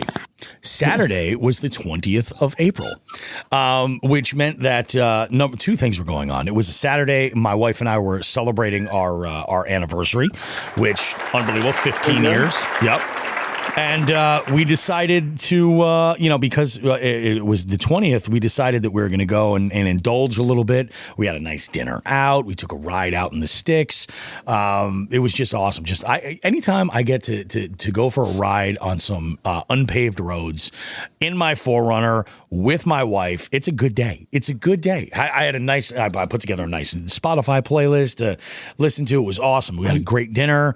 Just unbelievable. Nice. Unbelievable. Then we went out to, there's a local bar. This is kind of interesting. There's a local bar that had recently closed down in a neighboring town, and then they had purchased a building that another bar, a previous account. Actually, both of these places I've worked at before, one time or another, hosting trivia. They purchased a spot and they gutted the building and redid so much. We went there just to get a couple of nightcaps before we indulged in a craft pre-roll together, where we had gone and checked out their office. They did such a beautiful job with this bar. It is so nice. It's an Irish pub, and of course there was Irish music there. And like my wife might be a little Irish, not a drop of Irish blood. Although I live in the town in Massachusetts that's previously known as Ireland Parish, so we had a great time. It was so much fun. And I slept like hot garbage last night. I don't know why. I was awake till like 3:30 in the morning. And I was looking at weather reports and planning my outing today. So today, I went up to Vermont. One of the things I did last night while I couldn't sleep was I got my Vermont fishing license. So I went up to Vermont to fish with none other than Mike Hansen, a.k.a. Binya Outdoors. Binya and I went to go fish a spot that I had looked at on a map last summer, and I had gone to check out because it abuts a national forest, which means dispersed camping. And I'm like, this kind of has everything I'm looking for. There's not a lot of information on species here, aside from, it's mainly a smallmouth fishery. So we got out there today. You gentlemen, take a guess at what the air temperature was on the water while we were there. It was not what was forecasted. I already know. I bet it was Vermont 30-something. Yeah, 30-something degrees. 36 degrees. 36. 36 degrees. It was 10 degrees warmer. Right. 10 miles away. Like, that's just how crazy it is in the mountains up there. The wind had kicked up, and as it was blowing, that made it that much worse. The water temps were 38. We launched. I turned on my Lowrance unit, and I saw that, and I was like, we're going to fish to that cove, dude, and see if we can find anything. And if not, well, let's yank this out of here because we'll try and find something else. And he's like, I think that's a good idea. Because 38, dude, that was colder than when I was in Moosehead in Maine in May of last year. Like, it wasn't even a year ago. And it was water temps there were still 40, 41, something like that. And I think the air temps were much, much better. It was just, dude, it was brutal. And the nice thing about using like my BFS stuff is I started actually ripping around a chatterbait. Just to see, I'm like, it's cold. That was my plan. I'm thinking like, no, of course it's gotta be over 45. I figured it's gotta be, cold. And I'm like, well, we'll start with a bladed jig. We'll see what happens. So I'm ripping around a chatterbait. That's obviously going nowhere. And I'm throwing that, and I bring that up because the reel that I use for that combo is an SLX, which has I believe it's got a plastic what do you call it, casing or panel around it. The body of it is plastic. Same thing with the Dark Wolf that I use for my BFS combo. So I downsized significantly, and I was throwing around a little gold spinnerbait, just trying to get a bite. If I could find fish. And on my electronics, it was just bare, like completely barren everywhere we went. Even on the side scan, I was like, there's like nothing. Like, we've got rocks that'll come out so far, and then it's just empty. It really kind of felt like Lake Jordan. In North Carolina, like when I was there, it was like you've got riprap that comes out, and then it's like just sand. And I was like, oh, okay, all right, we'll keep going. We'll see what we got. Water was super tannic, and but high visibility, which I think that is the most like mind fuckiest water that you've got, because you can see for like 6 feet, but you can see for 6 feet in like brown tea, like Earl Grey, it's unbelievable. I'm like, it's so clear, but it's so not a single bite to be had. We move on. I decide to slow down even further, and I grab my jig rod. I had a finesse jig, and I forget from Dark Horse what the jig brand that I was throwing, but it's a finesse jig that I picked up. I think it was in a build your own, and had a color pattern specifically that I was like, this is going to lend itself perfectly in this area. And I'm just casting up on the rocks. The Corrado is a metal reel. My body temperature immediately left my entire body once I grabbed that reel. It was that cold. It was frozen. I'm like, this hurts. I'm like, this is not fun. So we fished all the way back, and I was like, this is brutal. This is why I love, being as rigged out as I am when I take my kayak anywhere. I have a small kitchen box. I got out there, got the French press, started a pot of coffee immediately just to try to warm up. The best thing about today, boys, the best thing about Sunday, today was the first outdoor dump of 2024. Nice. Yes. That was about the best thing about today. Don't get me wrong. I love fishing with Binya. He's a good time. Like, the thing is with Binya is he's like me. He likes to talk when he fishes, and you get the two of us together. It's like a couple of just like old folks at bingo, just bop, bop, bop, bop, bop, bop, bop, all just constantly. And I love that shit. That's great. Cool. It was just brutal. It was just brutal. So made some coffee, headed home. I took a huge nap once I got here, because I'm like, I slept 3 hours before I went out and did this, and I sent it, and I'm like, and I got to give a big shout out, man, to my dad. My dad, the OG Bobby Roast Beef original. He and I put some work in a couple weeks ago. We installed on my trailer a winch.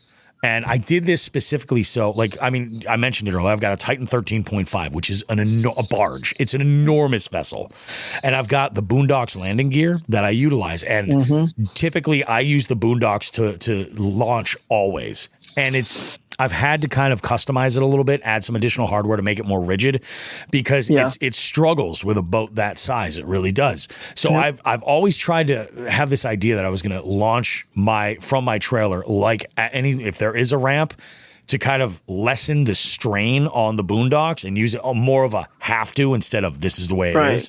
And man, that winch has been amazing. Like just as far as just launching and getting, it's really allowed me to go from spot to spot much easier. Nice. Yeah. And that's a good thing. So unbelievable, man. It was a really, really, really fantastic week overall. I think I'm at like 6 points.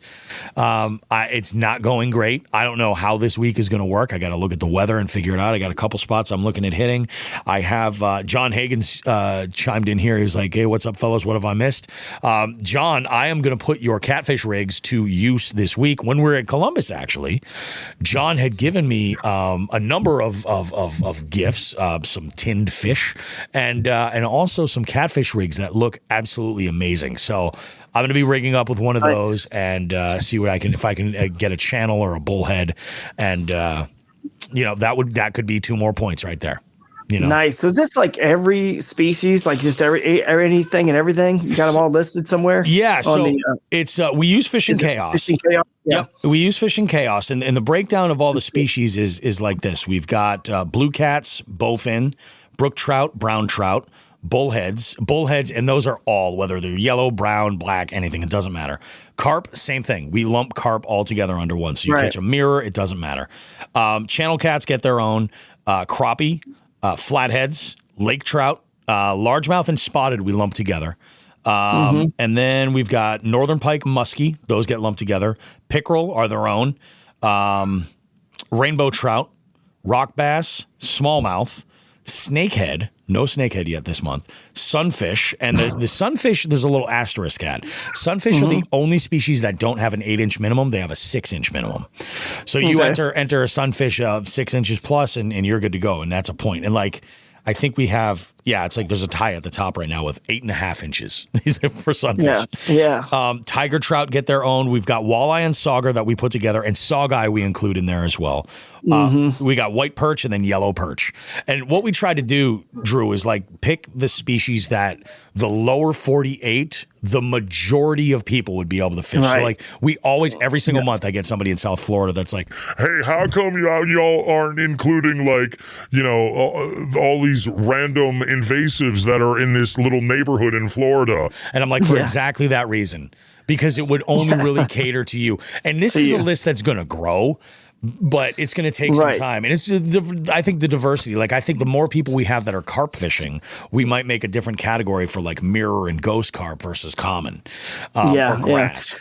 It'd be cool to have maybe next year we can figure some out on the Kayak Adventure series where it's, that those 3 days, maybe we include or maybe it's, maybe it even just lasts over Friday, Saturday, and Sunday, or Thursday, Friday, Saturday, Sunday, whatever. And like some people that aren't even into like the bass fishing, the main people that would be coming to fish our event, we can get a whole separate population of people coming, like get those multi-species targeting anglers. All because they can't get some of these species where they live. So it's cool that we're all gonna be there because you could catch a redfin pickerel. They get very small. They're teeny. They're like in the creeks in Florida, South Georgia, Middle Georgia. You can get bowfin. There's a lot of cool, unique species. I mean, it's bowfin are like everywhere, obviously, but I'm saying like you could obviously get the shoal bass at the Shoaliepalooza, but then you go up to the next event, the Michigan one or wherever. There's going to be different species everywhere. Then you're going to get trout, everything else. You could have all these other people doing a totally different game on the same weekend, and we can still award. We could actually end it on Saturday, still award them at the theater, as well, and like show off all the pictures of all that. Because dude, somebody could get over 10 maybe different over 10 species in a one weekend. Yeah. Like a few days. They can make it Thursday, Friday, Saturday for them. I love this. John That'd be Higgins cool. goes, I'm still advocating for buffalo, black, smallmouth, bigmouth, and gar, long nose, short nose, spotted, and Florida, all to be added.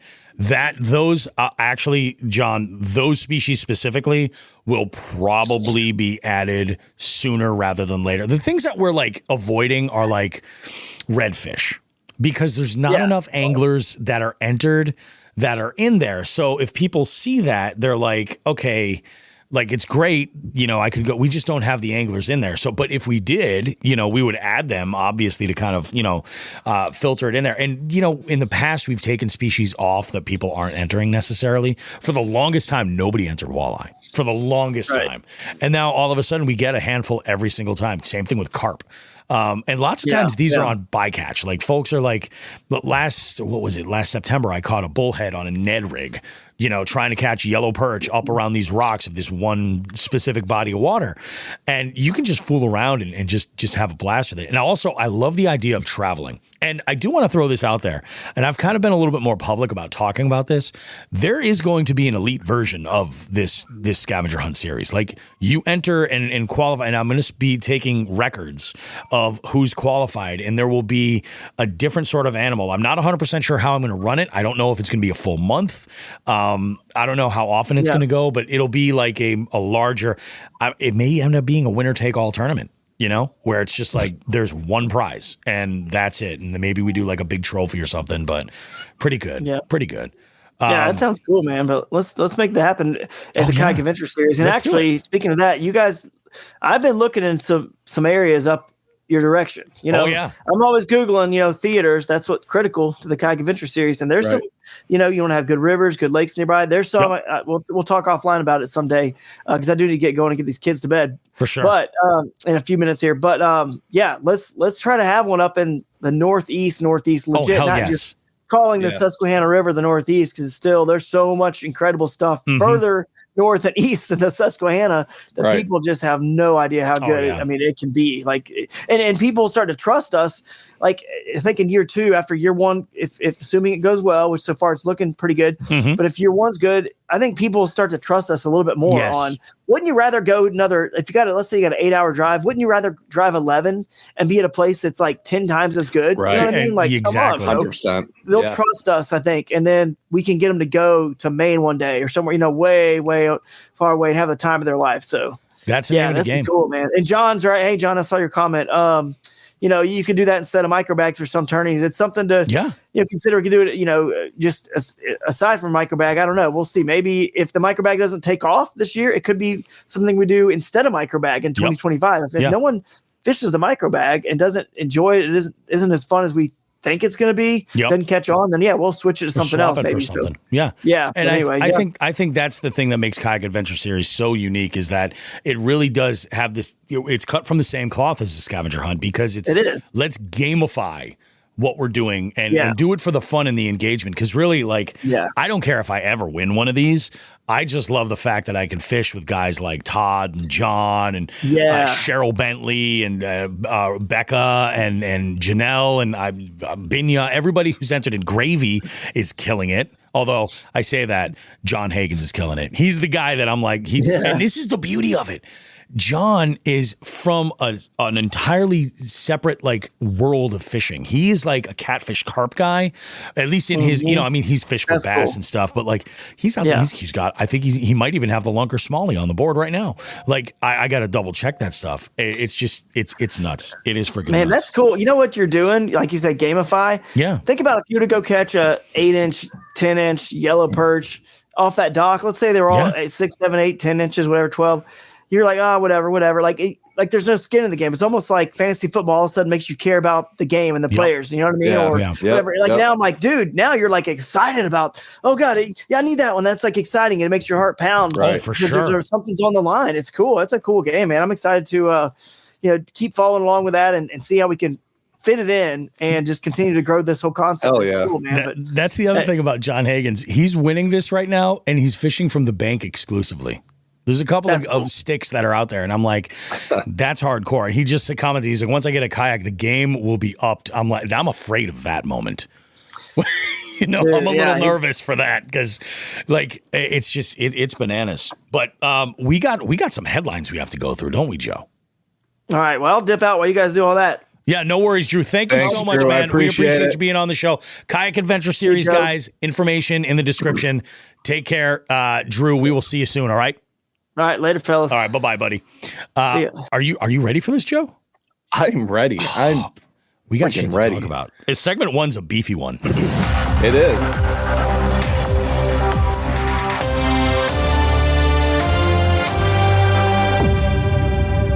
All right. So, Bobby, I'm super excited for this one. Me too. Because we're talking local news today. We are. Crazy. We are talking local news. So let's talk about it. So here's a headline. Massachusetts angler catches potential record lake trout from the shore. Yeah. And we're going to talk about where here, but Bobby may have just been there a couple of days ago. Absolutely. All right, so let's hear it. So fishing season opened on April 6th in Massachusetts, which isn't entirely true. It just opened on this body of water. Yep. The sprawling 4,400-acre Wachusett Reservoir and the state lake trout record was broken twice within the week. Most recently, new pending record holder John Stamos caught and released a 39-inch laker on eight. What's that? John Stamos? No, I had to reread it too. Yeah, it was fucking Uncle Jesse. We're the biggest pieces of shit. The fish weighed in at roughly 20 pounds on a hand scale. So Stamos and friend Michael Yu started fishing at dawn. By midday, all they had to show for their efforts was a small lake trout and a 3-pound smallmouth, which is 3-pound smallmouth is awesome. Yeah, exactly. Yeah. They're making it sound like that's like that sucked. I'm really a smallmouth bass angler, and we get some good ones from Wachusett, weighing nearly 5 pounds, Stamos told Outdoor Life. We were fishing heavy football-shaped jigs for bass in an area where some big lakers have been caught. That's when I got a strong midday strike on a 3/4-ounce blue and black football jig with a craw plastic trailer. He's just letting everyone know. That's awesome. Yeah. At first, I thought it was a big smallmouth, but it was a lunker laker. Stamos used bait casting tackle with a 12-pound test fluorocarbon, as the lake is ultra clear and deep. Because he uses a strong reel drag, the fight was fast and furious brawl. So what everyone needs to realize is this dude was out bass fishing. Yeah, he was. Okay, so he didn't have any special. I mean, people who fish for lakers use a lot of like specialized bigger gear. This dude's just out throwing a jig and dragging a jig on some rocks. I want a quick fight with fish. I release. So I use a strong drag and horse them in, says Stamos, 30 from Leominster, Massachusetts. My priority is to land them quickly within a minute, measure, and release them unharmed. Awesome. The laker didn't pull line against my drag, but it was rolling at the surface, and I thought the line would break or the jig would pull out. Fortunately, his tackle held, and he muscled the trout onto shore in just 60 seconds. Yep. He measured and released it quickly, but not before taking photos to submit to the state for record purposes. Oh, yeah. The 39-inch trout had a 19-inch girth and weighed about 20 pounds on a portable scale. You know what the best part about all this? What's that? It was all filmed, and it's all on film and documented, and we can all go and watch it. We couldn't get an accurate weight of the fish because it was wiggling a lot. The scale would read 19 pounds, then 21 pounds. The numbers were jumping all around. We figured 20 pounds was about right. Then we released it about 1 minute after landing it. That's awesome. It was 1 minute on the shore. Yeah. And that's cool.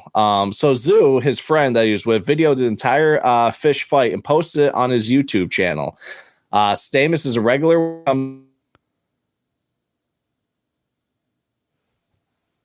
award pins for anglers if they qualify. Yep. Stamos has been awarded several pins by the state for his big Wachusett Reservoir smallmouths, including a special gold pin for catching and releasing the longest Massachusetts smallmouth in 2022.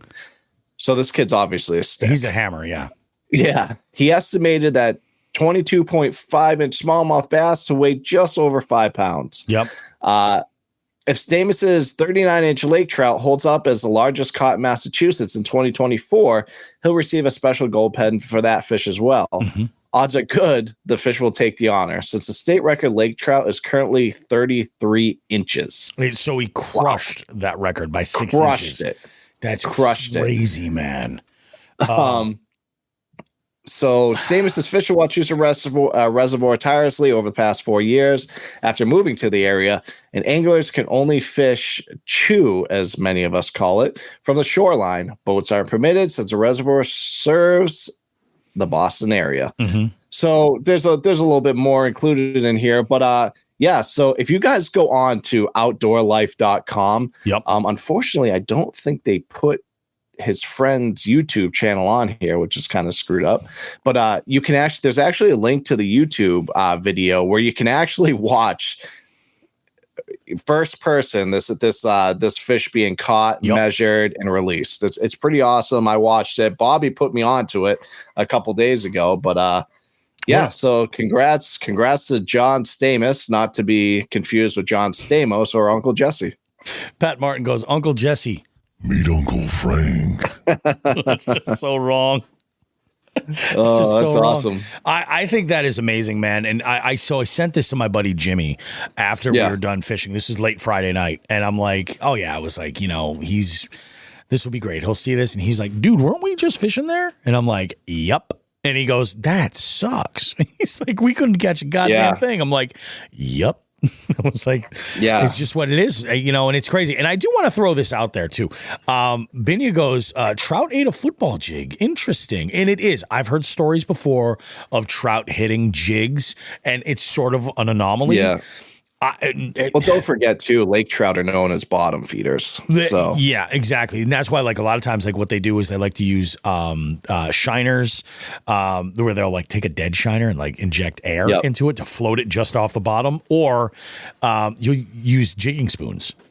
Like heavy jigging spoons, and people love that shit. But I also want to throw out there like this guy Stamos is a stick. That very well may not have been the bait that it was caught on. He might not be that dumb. You know what I mean? To just say exactly what it was. He might, who knows? But I mean, dude, that is an amazing fucking fish. Oh, it's awesome. I was hoping again, next time I do this and I want to share a picture, I'm going to figure out how to do the screen share thing so I get the right screen. But let me, for the folks at home, I'll take a quick picture of it on my phone. It's just amazing. Like the size of that fish, absolutely enormous. Yeah. And, sent it off to swim another day. Like, there was a time when lake trout were like, they were commercially fished. There was a time where they were commercially fished. I think mainly in the Great Lakes area and stuff like that. Huge bodies of water. But, and it's kind of wild because, the chew is looked at as like kind of an anomaly. And a lot of people say like, oh, of course you can only fish from the bank because it's drinking water. Guys, it's got nothing to do with it being drinking water. Quabbin is drinking water. Yeah, you can fish that in a boat as long as you rent theirs or use your own and have it sealed for cross contamination of shit. You want to leave invasive species out there, and then there's other rules like there's drinking water supplies right here in Holyoke, and fishing's prohibited entirely. Like you can't. So like the rules for like drinking water systems are not cut and dry. Wachusett is very, very odd. There was one day, I don't know if you remember this, Joe. My buddy, the Polish Hammer, and I went to the Chew, and we missed opening weekend because there is a season, and we didn't even realize. That's right. And we had an EPO approach us, and he was like, "Gentlemen, have you maybe suffered a massive head wound?" And I was like, I don't know. What do you got? And he's like,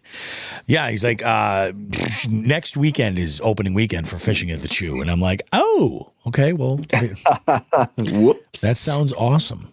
I'm like, yeah, that's good stuff. What did Mike say here? He goes, yep, me and Bobby came close to catching a cold, but that's about it. Yeah, that was pretty much it today. What is this? Who's on this dark horse tackle? Is this Zek? I think it's Zek. Almost had 4 species today at the boat. Pike came off of the boat. Oh, my God.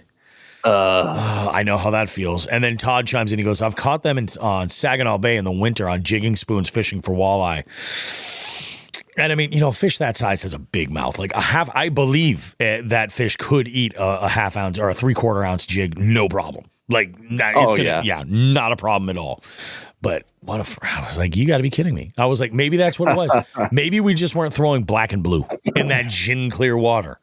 Like, unbelievable. Right. I can only imagine what the water temp is. Which is not when you have, such clear water. It's not a color you have even remotely on your mind to throw. For sure. But, I mean, it gets deep pretty quick. So it does. Yeah, especially at that weight. That's a big deal. Yeah, so it probably gets pretty dark pretty quick. And you can, and that's a lot of people don't even really, I definitely don't think about it. I'm like, oh yeah, you get down 40, 50, 80, 100 feet deep. Yeah. And like, you can't see much at all. So it's more about like, the water displacement at that point might be more important. So yeah, it's crazy, man. Congrats, dude. Congrats to him. That's a huge Laker, an amazing accomplishment from what it sounds like, an amazing angler. That's unbelievable. Maybe we can get him on the show. That would be sweet. Yeah, I think we should definitely try. I think we should definitely try to get him on. Oh, for sure. Yeah. I think that would be absolutely amazing. Especially being local. Yeah. 100%, man. All right. Yeah. So what do we got? You got anything else for us? Yeah, I do. I have another. So we've been on, last couple of weeks, we just been talking about record after record after record, and we're not going to stop here. I like that. So Ohio teen catches 101-pound pending record catfish on a jug line, but it sparks a little bit of social media controversy. On April 7th, a 15-year-old Jalen Parker of New Richmond, Ohio, pulled in a 101-pound 56-inch blue catfish on a jug line from a creek behind a family friend's house. This is also comes from Outdoor Life, a non-governmental organization of outdoor media professionals that maintains a non-governmental organization of outdoor media professionals that maintains the state fishes record database is currently deciding whether to name the fish as the formal state record. Here's why. They do not typically allow jug lines to be into the state record categories. Yep. So Parker was jug lining with her dad, Chuck, a family friend, Jeff Sams, on a tributary of the Ohio River behind Sam's house. It was Parker's turn to check the lines, and when she did, she discovered that a blue cat weighing almost as much as her on the other end. She told the Cincinnati Enquirer, her dad and Sam's helped her haul in the fish. The older I get, the more joy fishing brings me, Parker says. It's so relaxing. It brings me so much peace and happiness. Every store with a certified scale was closed on that Sunday afternoon, so the Parkers took the fish home, kept it in a bait tank, tied to a dock on the lake in their backyard. Oh, okay. All right. Okay. That's cool. They kept it alive. I respect that. On April 8th, they drove the fish to Bethel Feed and Supply for certified measurements. The blue cat officially weighed 101.11 pounds and measured 56 inches in length. It's 39 inches in girth. This thing is huge. Wait till I show the picture to you in the jig heads. The family then successfully released the fish. Parker's mom, Kristen, wrote in a Facebook post, I respect that. Once it wiggled back into the murky depths, Parker and Sam's leapt into the water in celebration. I saw that video. They jumped into the water, yeah. Okay, so you have seen this. Yep. Okay. The catch raised a bit of a firestorm on social media over Ohio's jug lining rules and how the record system mixes float line records with rod and reel records. One commenter on a post on a Facebook page tried to accuse the Parkers and Sams of jug lining illegally, since Ohio regulations require the jug lines to be attended at all times. But the Parkers and Sams tied their jug lines off to a bank line rather than leaving them free floating. Yep. DNR Inland Fisheries Program Administrator Scott Hale told Outdoor Life, under the same regulations, bank lines must be checked every 24 hours. The anglers are also attached identification to the jugs in keeping the state law. Yep. So without going through all the rest of this stuff, that's basically where we're at right now. So it seems to be a very gray area. I've never jug lined. I don't know much about it. I I don't even think we have a law here. Is that something Massachusetts even? You have to attend your lines. You can't use them in mass. Jug lines, bank lines, trot lines, all that. Yeah, it's nuts, dude. I get it. You know, it's like you'd like to say that's an absolute huge fish. Yeah. It's an absolute huge fish. John Higgins chimes in. He goes, Ohio State flathead record is still standing since 1979. It came on a limb line. Feel some type of way about that one as well. LOL. I think I understand where John's coming from because trot lines, limb lines, bank lines, however you want to talk about. I get it that this is a very effective way to catch fish, but in a lot of ways, what it really is it's a fish trap. You know what I mean? Yeah, of course. You're setting it and forgetting it, and then you're checking the trap to see how it went. I don't think that you can discredit the accolade of catching absolute giants on that, but I do think there needs to be an asterisk to at least say, like, here is the record on this type of and maybe it's an umbrella term, where it's not, now we have to do a record for a jug line and a trot line and a bank line or a tree line, or maybe you just call it a trap line, or whatever. And you're like, this is what it is. I have seen locally some random jugs floating around with fish clearly on them. Yeah, I have.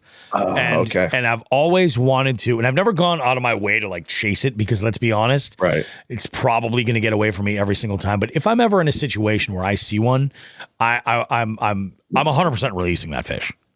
100%. Yeah, absolutely. Because I believe that's how it is in mass, where you need to be attending your lines. I had a conversation with this with Moose, with Eric Dowd about it. Sure. He's like, and I get it. It's like, you want that record to be for the angler, so it's on rod and reel. Give is a rod and reel category. Yep, that's what John's saying. The only jug line I've ever seen was an FTG trying to catch snapping turtles. And that's the thing. Like, maybe that's the intent, Yeah, of course. Me being the, obviously the rod and reel angler. Yep. I'm torn on this one. Do I think it should be in the same category? No, probably not. Yeah. Just a little asterisk to say this was the method that was caught, Right. And, but I mean, obviously people aren't liking it. Yep. I understand why. It's probably something that hasn't happened in quite a long time, but we'll see what happens. We'll see if they end up identifying it as a new record or not. Either way, a giant fish. A giant fish. Yeah, it's a great accolade. Awesome. Awesome thing that she was able to do. It's wild. I mean, it's a huge fish either way. Yeah, that's what John's saying here. He's like, limb lines, trot lines, jug lines, they're all legal in Ohio, but folks do not tend to them like they're supposed to a lot of times. And that's the thing. Something like that, it's so hard to monitor.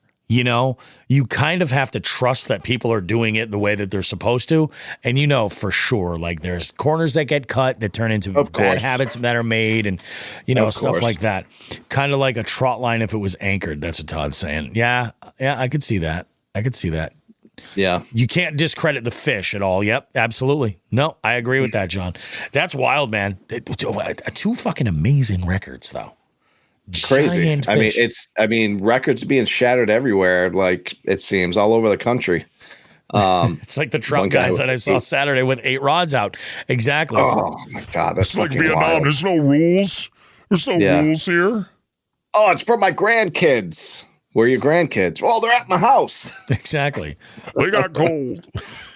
Yeah, exactly. All right, 2 quick other tidbits of information for those of you that like following professional bass fishing. The Bassmaster Elite Series was on the St. Johns River this weekend, and Corey Johnston ended up winning that one with 93 pounds, 6 ounces, with cash winnings of $100,000.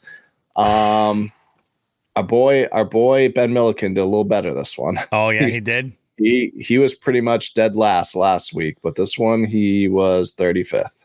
That's not bad. Okay. No, he was in the money. And then when it comes to MLF, Jacob Wheeler won at Dale Hollow Lake. So nice. Good for him. I don't have the weight on here, but yeah, so he won. We just saw Jacob Wheeler a couple months ago. Yep, at the Columbus show. Yep. So good for him. I think that's his 8th win on the Bass Pro Tour. So good for him. And that's all we got in the news this week. We'll do it again next week. Speaking of Jacob Wheeler, I had a couple pieces of equipment I needed to pick up. I needed to get some big sinkers for those catfish rigs. I needed to get I wanted to get a couple, those Eagle Claw bells that clip on. Like, I wanted to have some of those on hand so I could, set some shit up. And then I wanted to get an old school classic chain stringer. For when I'm out harvesting some trout, stuff like that. Well, I went to old Richard's Sporting Goods just because it was there and it was handy and everything. Normally I would put an order in for like rando items like that to Omnia, of course. But I'm at Richard's and they have like a bunch of different, and you can't walk into one of these big box stores and like not poke around. There's a couple of things. I picked up a new BFS lure that I really like from Sixth Sense. I think it's called the Pescos. It's a small underspin. Tiny. Oh, yeah, that's fairly new. Yeah, it's new. I was like, I got to try this. It's weird that they give you like 6 plastics in one jig.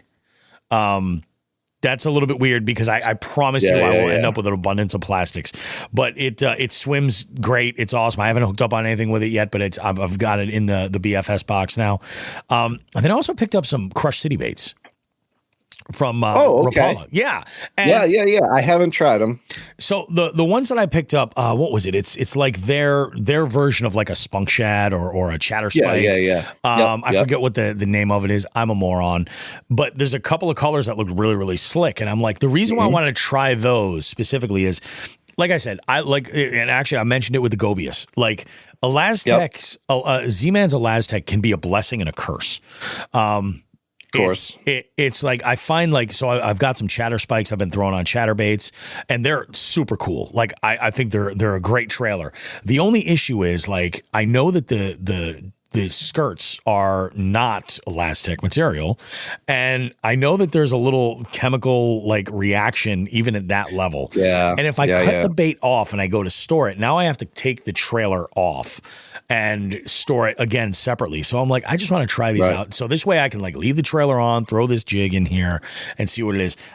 Some really, really good colors that I really, really dig. And, so we'll see what happens. So I'm toying around with some of that stuff right there. Mike chimes in. He goes, Picos, they are gold. I have lost 4 this year, but caught a bunch on it. I believe it, man. I believe it. Mm-hmm. Super compact. It's really nice.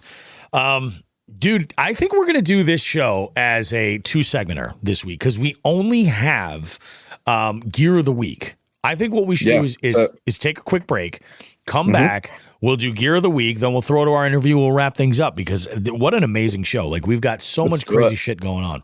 So with that said, guys, we're going to take a short break. Don't go too far because we got much more Jigs and Bigs coming up. We got Adam Findlay joining us from the great country of Canada. And we're going to learn all about his style of fishing.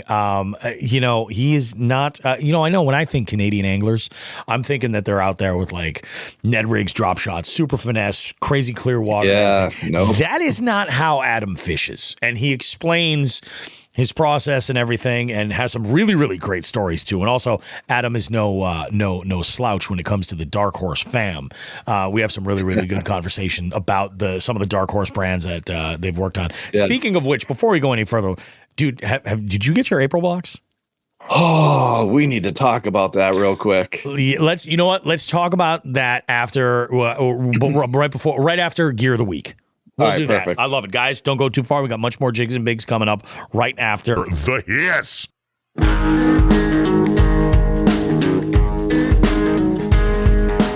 Jigs and Bigs wants to take a moment to say thank you to our partners for helping us continue to push the limits of our fishing adventures and bring you amazing long-form podcast content. We need to thank Dark Horse Tackle, Omnia Fishing, A-Bay Lure, The Bay House, and The Ship Motel. We can't forget about Three Bells Outfitters, Torres Sunglasses, and of course, Reaction Tackle. Be sure to check the description of this podcast for any associated affiliate links or promo codes they've generously provided our listening audience. listeners. Again, we cannot thank our partners enough for their support. Please consider supporting them and supporting the show in the same process. Thanks.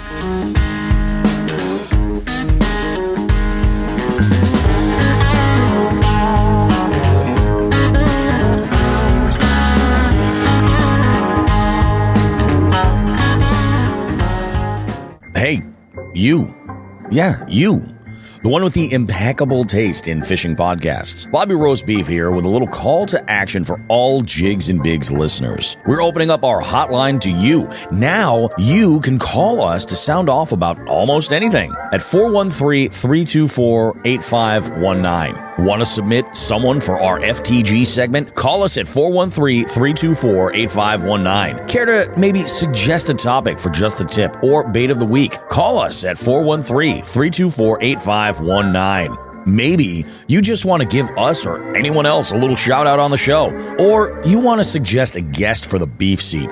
You guessed it. Call us at 413-324-8519. The Jigs and Bigs hotline is there for you to leave a message with us 24/7. Just call 413-324-8519. Also, you can check that number in the notes of this podcast.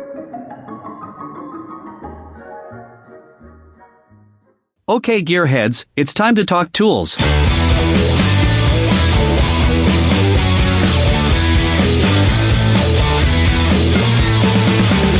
Jigs and Bigs gear of the week. Get a net. All right, moving on. No, let's talk about the real reason why I say get a net, guys. I want to talk gear of the week this week. I want to talk nets. We talked we talked about a little bit in segment 1 with Drew, the importance of a net and being prepared for that giant fish. Obviously when you're in Bassmaster, you can't use a net, stuff like that. So, but that's a small chunk of the fishing audience. If you're a regular dude going out doing some fishing, it is not a knock to your masculinity to have a net on the boat. And I bring this up because I have seen more kayak fishing. What's the right word here? I've seen more kayak fishing sort of fuckery kind of happen where I've seen people just boat flipping these fish and not having a net on the boat, not even just not grabbing it, just that's they're going out that day and they're boat flipping everything that they get, everything that they catch. And it's like you're just setting yourself up for trouble. Now, granted, there are some instances where I think having a net's kind of crazy, but you also with some of the folding nets, it's a good idea to just have something.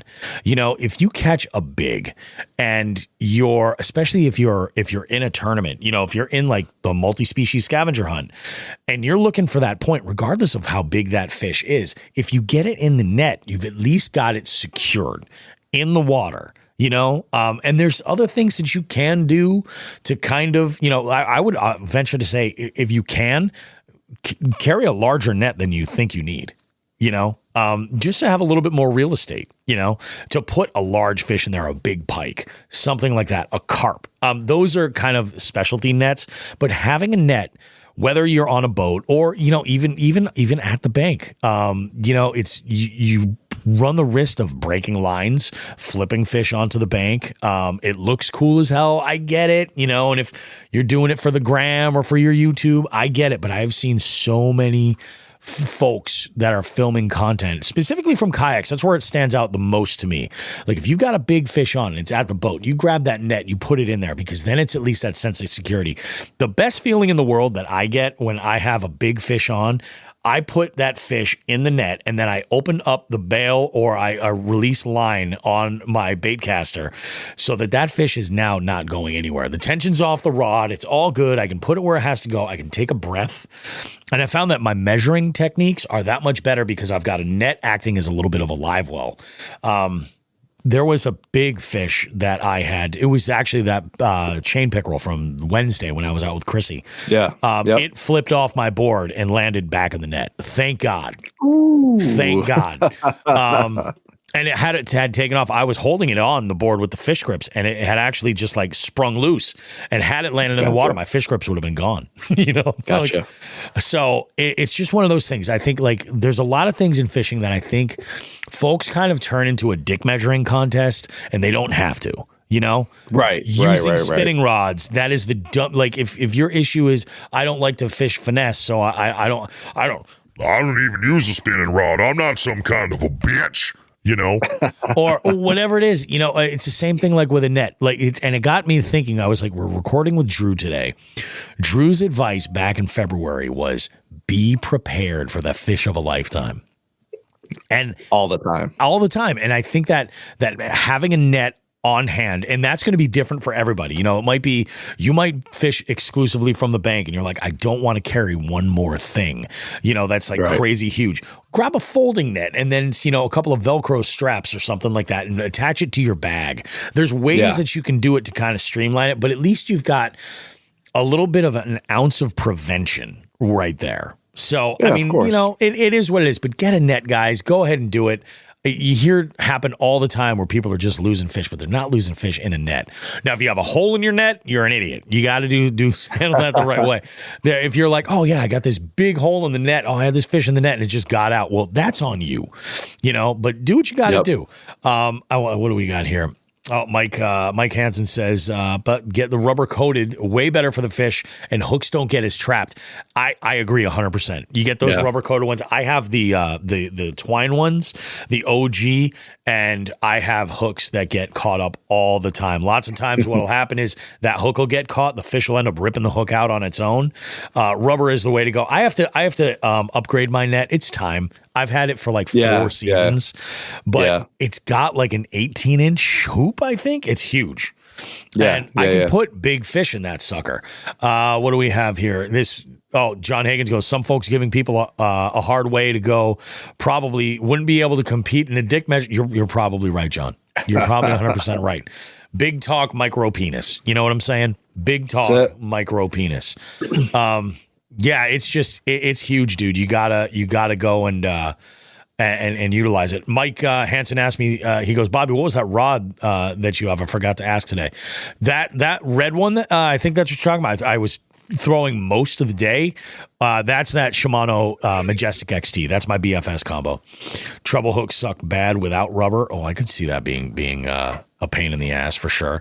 Like you get a jerkbait that's got 9 points of hooks all over there. Right. You start to see really quick where like the benefits of like a good net really come into play. It's a good thing. Let's talk about the Dark Horse box. Let's dive into that Dark Horse box because it's gear of the week, dude. So I want everybody knows that we are at Jigs and Bigs huge fans of everything that eBay puts out. Yep. I'm traditionally not a really big square bill. Like I'm talking physically large platform square bill thrower. That square bill this month is the sexiest thing I've ever seen in my life. Oh, it's ridiculous. Everything in the box was awesome. Everything. And, the Martin jig. Oh, yeah. Yep. God. And it's kind of funny. I actually it left my mind that eBay lure was going to be in there this month. I opened it up. I was like, oh shit. Now what color did you get? Ooh, what color was it? I don't remember off the top of my head. Kind of like it's almost like a bluegill, blueback herring type deal. Oh, okay. All right. I got the dirty perch. Okay. And that's awesome. Beautiful. Yeah. I'll be throwing that one soon. In fact, actually, the body water that we fished today would be great for square bills because of all the rocks that you can just bounce it off of. Like, sure. Yeah. I think that with the right conditions, a little bit warmer would help. But I think that would be the jam. No, Dark Horse did an awesome job with this box. So if you're listening and you're not subscribed to Dark Horse, you're crazy. Yeah. Oh, 100%. Crazy. Like I went through this box and I'm like, everything. This checks every box. Like everything. It is perfect. One other thing I do want to throw out there, as far as we're talking gear, is. Shit, it just freaking left my mind. I'm such a dumbass. You know what? Let's do this. Let's kick it to break right now. Not even kick it to break. We'll kick it over to our interview segment with Adam. You're not going to want to miss this, guys. We had a great conversation. This was on, I think it was Thursday morning we had this conversation. And it was awesome, man. He's got some really, really good stories, some fun stuff. And do yourself a favor. As we get into this interview, toward the end of it, he shares a story that really, it will do you a bit of a service if maybe you enjoy like some jigglers a little bit beforehand, just so that you can be in the mind space to ramp up and get, there's a visual, like little image that's going to pop into your mind when he tells that epic fail story, and you're going to love it.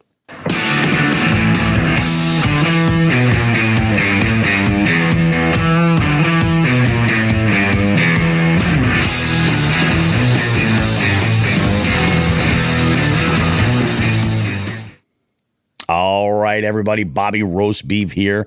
Another interview segment for Jigs and Bigs. We have a good one for you. If you guys are watching this interview on YouTube, welcome. Good to have you here. If you're listening on the podcast, of course, we love the fact that you're listening and supporting. We have, and this is the first of many because we're going to do this more and more and more, but we have an interview segment here with Adam Findlay. Adam is a Canadian angler, but he's also a member of the Dark Horse Tackle Pro Staff team. And that's how we got connected, was in the Dark Horse Discord, which Zach had asked me this week to kind of mention the Dark Horse Discord.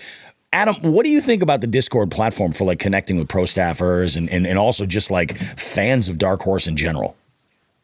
It's been good. It was a bit of a challenge for me because the first time I'd ever seen or heard of Discord. Mm-hmm. I guess it came from the gaming platform from what I understand. But yeah, it's been good because I've connected with other either like pro staff. It's been nice. We can share a bunch of stuff easier through it rather than through the Instagram profile or Instagram accounts. It's I find it a little easier that way, but I'm still working around the Discord, how to use certain features and stuff like that. But it's been good to connect with, like, say, you guys and some other podcasts through that too as well. That Dark Horse is working with, so it's worked out pretty good. I love it. It's one of these things. I've been using Dark Horse for a while. I'm not a gamer or anything, but there's a company that I work for as like doing contract work. And it's a software company, and that's how they basically communicate with all of their customers, their customer base. And I was like, it was kind of mind blowing. But Zach has set this up in such a way that it's so.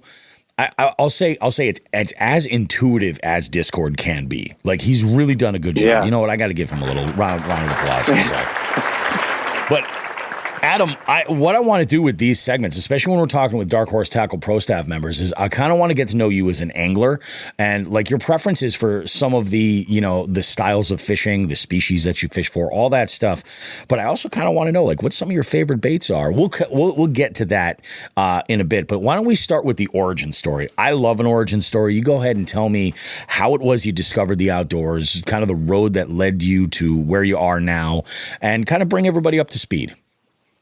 Yeah, no problem. So yeah, basically my family's always been heavily into the outdoors.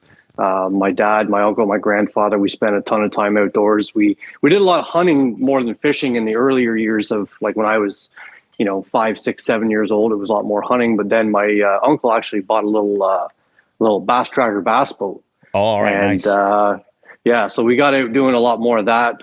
We fished the Rito system a lot. Which is not too far from where I live now as well. We did, and it was all majority of it was bass, largemouth bass fishing. Yep. And shallow weeds. That's pretty much what we ended up doing. Fast forward to probably into my 20s, I stuck to more hunting than fishing, and kind of stuck with the outdoors of the hunting. And then more recently, I'm now 42 years old, but in the last 7 years, we ended up purchasing a travel trailer at a site, and nice. we parked it permanently on this lake.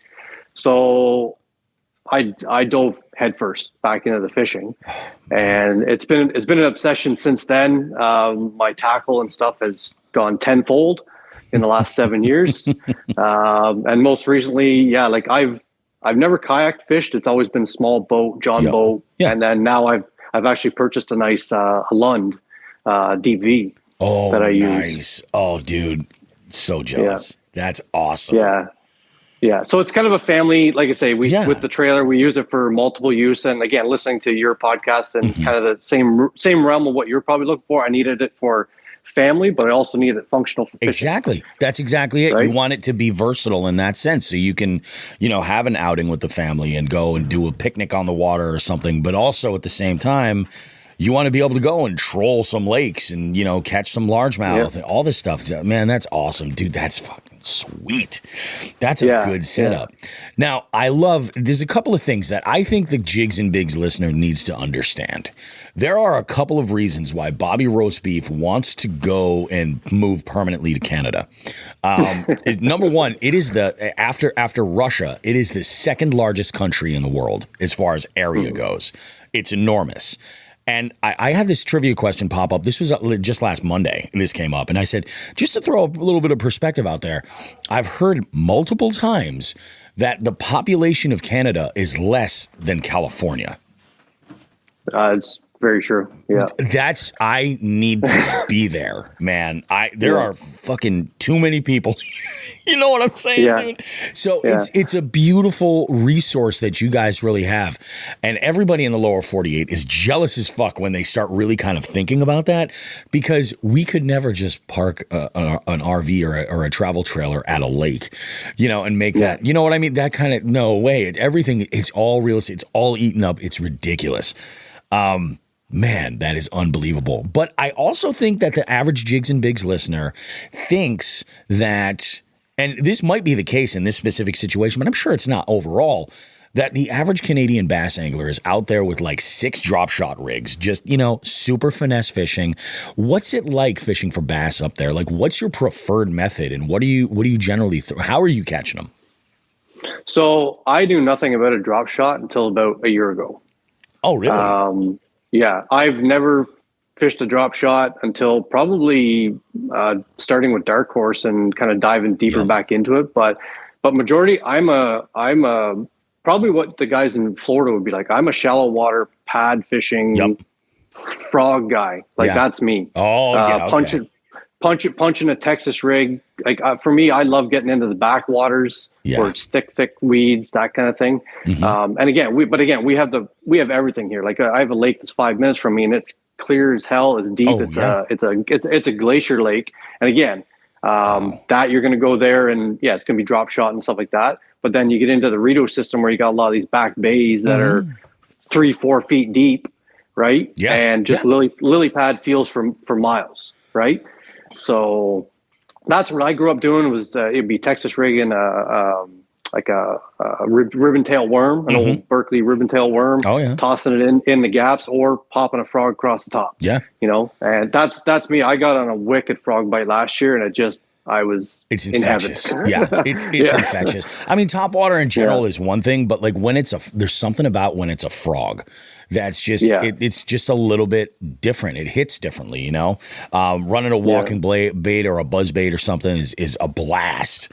But you start throwing, a frog and just slop. Or, I mean, and you nailed it, like flipping and punching. When you're punching pads and you get that reaction bite, it's just, man, it's unbelievable. And it's crazy, too, because while the climate, so what's your fishing season typically go? Obviously, there's going to be fluctuations with weather. But, like, when are you able to get onto open water generally in your area? And then how long does that last before it just shuts down for winter? So right now, with the Zone 20, which is the St. Lawrence River for us. Yep. There is a catch and release bass season, which is open till May 10th. So the river's been open for probably, actually, I don't even know if it completely closed up this year. Oh yeah. But there's some years where it'll close up. But this year it was pretty mild, so it never closed up. Even a lot of our back lakes were not the safest for ice fishing this year, due to the weather. So, like for us, we would lock up typically late December. All right. And then we'd probably be opening, say, end of February, early April, depending on the weather. But again, the last few years have been such anomalies that it's and this year's been like there was lakes that didn't even completely close over, which I've seen before with 24 inches of ice on. So yeah, it's wild, man. This has been a weird winter overall. Like there were a lot of folks where if you wanted to ice fish and be on remotely safe ice, like in Massachusetts, it was just sketchy all over the place. There were folks that were out there doing it, but I mean, we've had multiple stories of people going through ice because it was super thin, and you know, it's man, it's just rough. Let's talk about like your, you know, when you're out there. So you got started into bass fishing. You're definitely more of a kind of, I guess, more of a power fisherman, really, in a lot of senses. Let's talk about like your short list of your favorite baits, like your favorite items that you're out there throwing. And if they're dark horse baits, you know, that you've received in a box, then that's fantastic. But we can also dive into that separately as well. Yeah, no, and actually, I guess going back to the frog bite, I entered a small tournament here last year right on the local lake, and I've literally 5 minutes from it, but I've only fished it twice, just because of the size of the lake, and now I've got the bigger boat. And we went out there, a buddy of mine. It was like it's a first responders tournament, so I'm a volunteer firefighter as well. Oh, gotcha. Okay. And my buddies that I've met actually at the trailer park was a diehard fisherman. We entered it. He was kind of the boater, and I was the volunteer firefighter, or the first responder. And I went out there throwing that toad thumper poppin' frog that we got. I'm trying to think. It was probably last year in the summer we got that, and it was in I think it's the bad gill color. Gotcha. Anyways, I went out there just popping that around some docks, and I ended up with I believe it was just under 4 pound largemouth. Nice, which it was a nice fish. That's probably, I would say, average for around here. And really, that was the only fish. Yeah, that's probably average. Yeah, that's probably average for around here. Anyways, come in. I ended up winning the tournament as the first responder. It was just a single fish tournament, basically. You wager your best. Gotcha.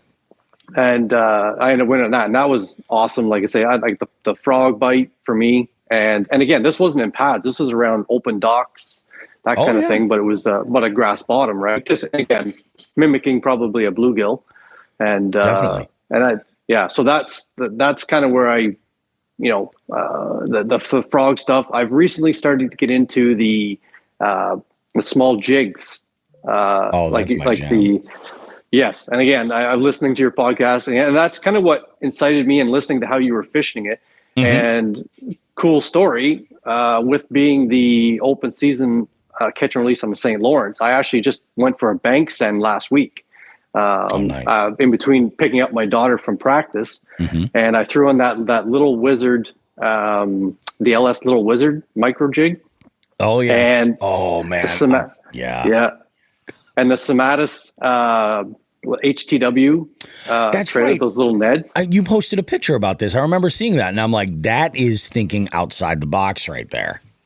Yeah, and from the bank, literally in a public park area entrance to the Brockville Yacht Club, there's a small creek. Just messing around with it, trying to see how to work it, because I'm not a jig fisherman. I've never really played around with jigs too much. Oh yeah. So I got messing around with it, just dragging it, and sure enough, few casts in, I end up pulling out my personal best smallmouth of 6.17 pounds. Oh, Jesus, dude. I love that stuff. When people, man. And I'm telling you, like, there is just something about a downsized jig that just gets hammered. Like my favorite one to throw that I was introduced to last year is one from Giltech. Tiny little finesse jig, and I've found a number of different ways to use it, and I've picked up so many out of there.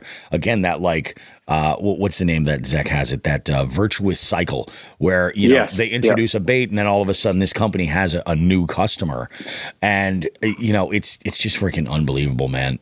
That is so freaking badass. That's a nice smallie too, dude. There's a lot of people.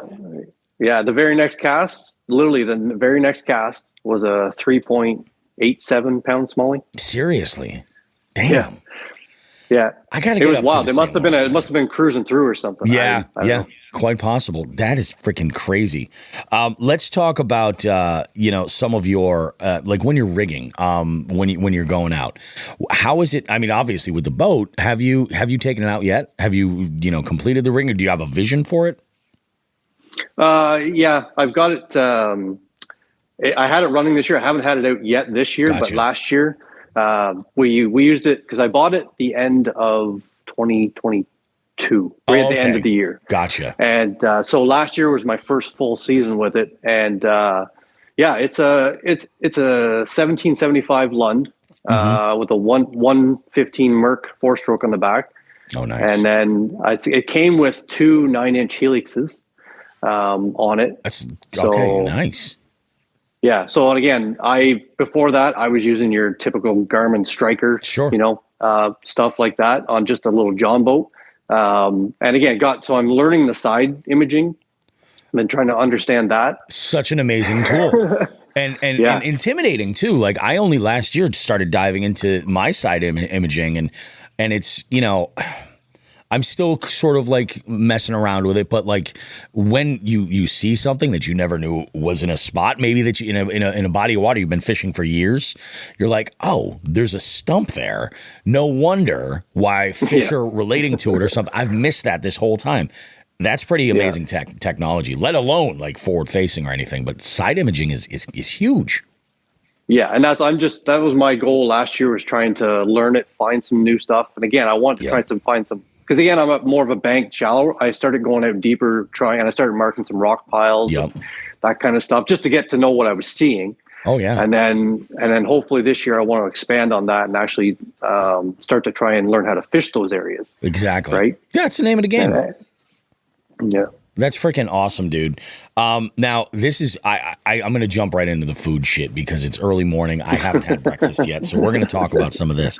So one of the things I love to ask all the guests about, and one of my favorite things to do ever, whether I'm fishing on my own or solo, it could be a great day, it could be an absolute garbage day, but going and if I'm celebrating, I'll maybe celebrate with like a really fantastic meal, or if it's just an absolute hot garbage day, I might go and actually just punish my body with some terrible garbage, but it's generally always going to be from a locally owned and operated eatery, and that's my jam. I try my hardest. What's your go-to when you're getting off the water? For me, let's say most of the time most of my fishing is done up on our the lake where we keep our trailer, and the boat is kept there most times. So when we get off the water, my thing is usually I'll come back and I'll make my own breakfast. We'll do a big breakfast on my big griddle. There you go. That will also work and happens actually quite often. I'm just like, yeah, let's go and do this. That's awesome. The griddle is the key, though. It really is. Yes. The griddle is like that's a big deal, man. Yeah, you throw your chopped up potatoes and some onions, a bunch of bacon, a bunch of eggs, and you just start cooking. Just make it happen. Just make it happen. Yeah. So let's talk as far as like, have you done any traveling to fish specifically? And I'm talking like either internationally or like, I would say driving like 3+ hours, something like that. Probably not now. I say years and years and years ago, I did take a trip to actually, it was a trip that I won through my employer at the time. I went to Antigua, and we did an offshore fishing there. Now it wasn't done to. Now it wasn't a. I just knew when I went there I wanted to try the offshore fishing, but it wasn't for the fishing. Sure. And I ended up catching a mahi. Oh, nice. Yeah, which was cool. Oh yeah, absolutely. I mean, anytime when you're offshore fishing in the salt, it's just like. It's almost a little unnerving because you're like, there's nothing here. And, it definitely helps when you're there with somebody who's got the experience in that area and they're just like, yep, we're on them. Like they're here. We just got to get them to bite. That's freaking cool as hell. Do you have anything on your bucket list of a spot or just a region that you want to fish? You want to take the time to go and give it a send? Yeah, I've been saying for a while now, I've never really drove down through the United States, and I want to do a travel down through, hit like Tennessee, the Carolinas, that kind of thing. But I think right now, I'm very intrigued with Texas. Oh man, well, for bass fishing, Texas is a lot of people would put Texas and Florida as like the holy grail for bass fishing, and you can catch absolute monsters in those areas. The grow season is out of this world.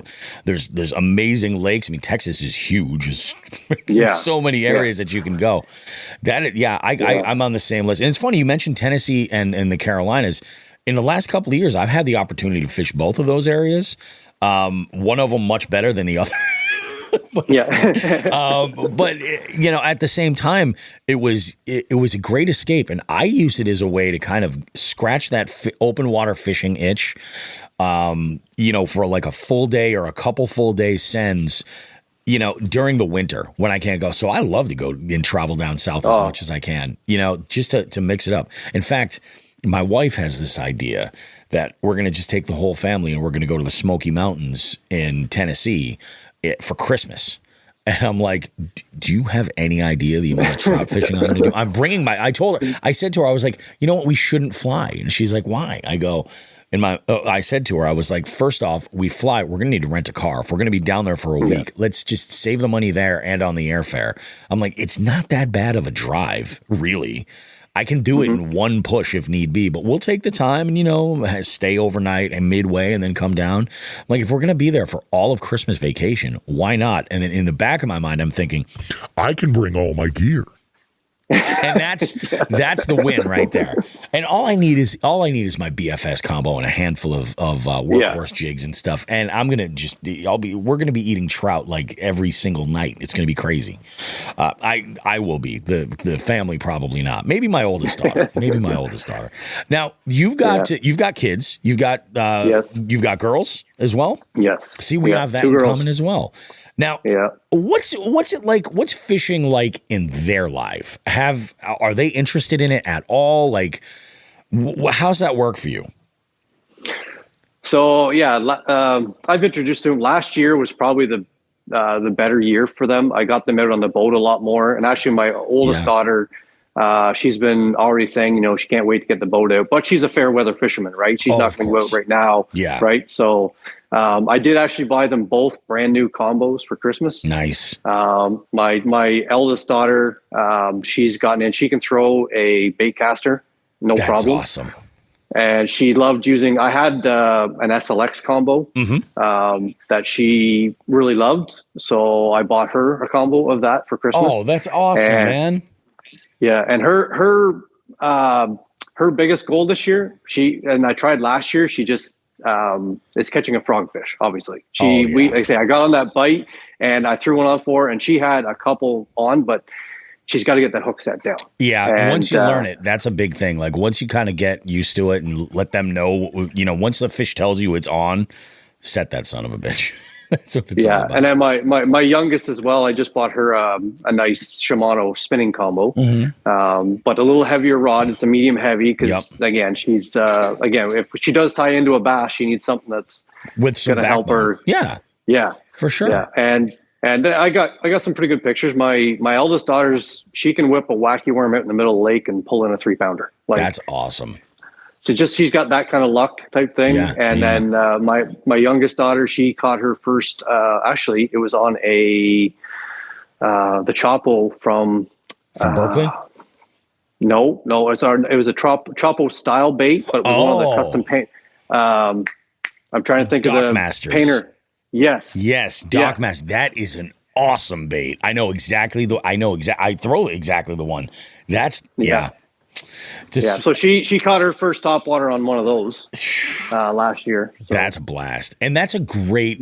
Like, I think a prop bait like that, like a whopper plopper or any style like that, is a great topwater for kids. You know what I mean? Because it's exciting, you know, and I love that, you know, and it makes sense. You said last year was a better year. Last year was the first year you were out with the boat. I'm convinced, like, I think the boat is going to be the difference with myself. And you know, my family, really. I think that, you know, even I've taken my wife out. I try to get her out at least once or twice a year to bank fish. Last year, not at all. Wouldn't do it. And I was actually in the kayak so often. And I told her, I was like, let's go out to the lake. I'll get you set up in the ramp. You can just take my kayak out. Try it. Let me know what you think. Don't even fish. Just pedal around. Have some fun.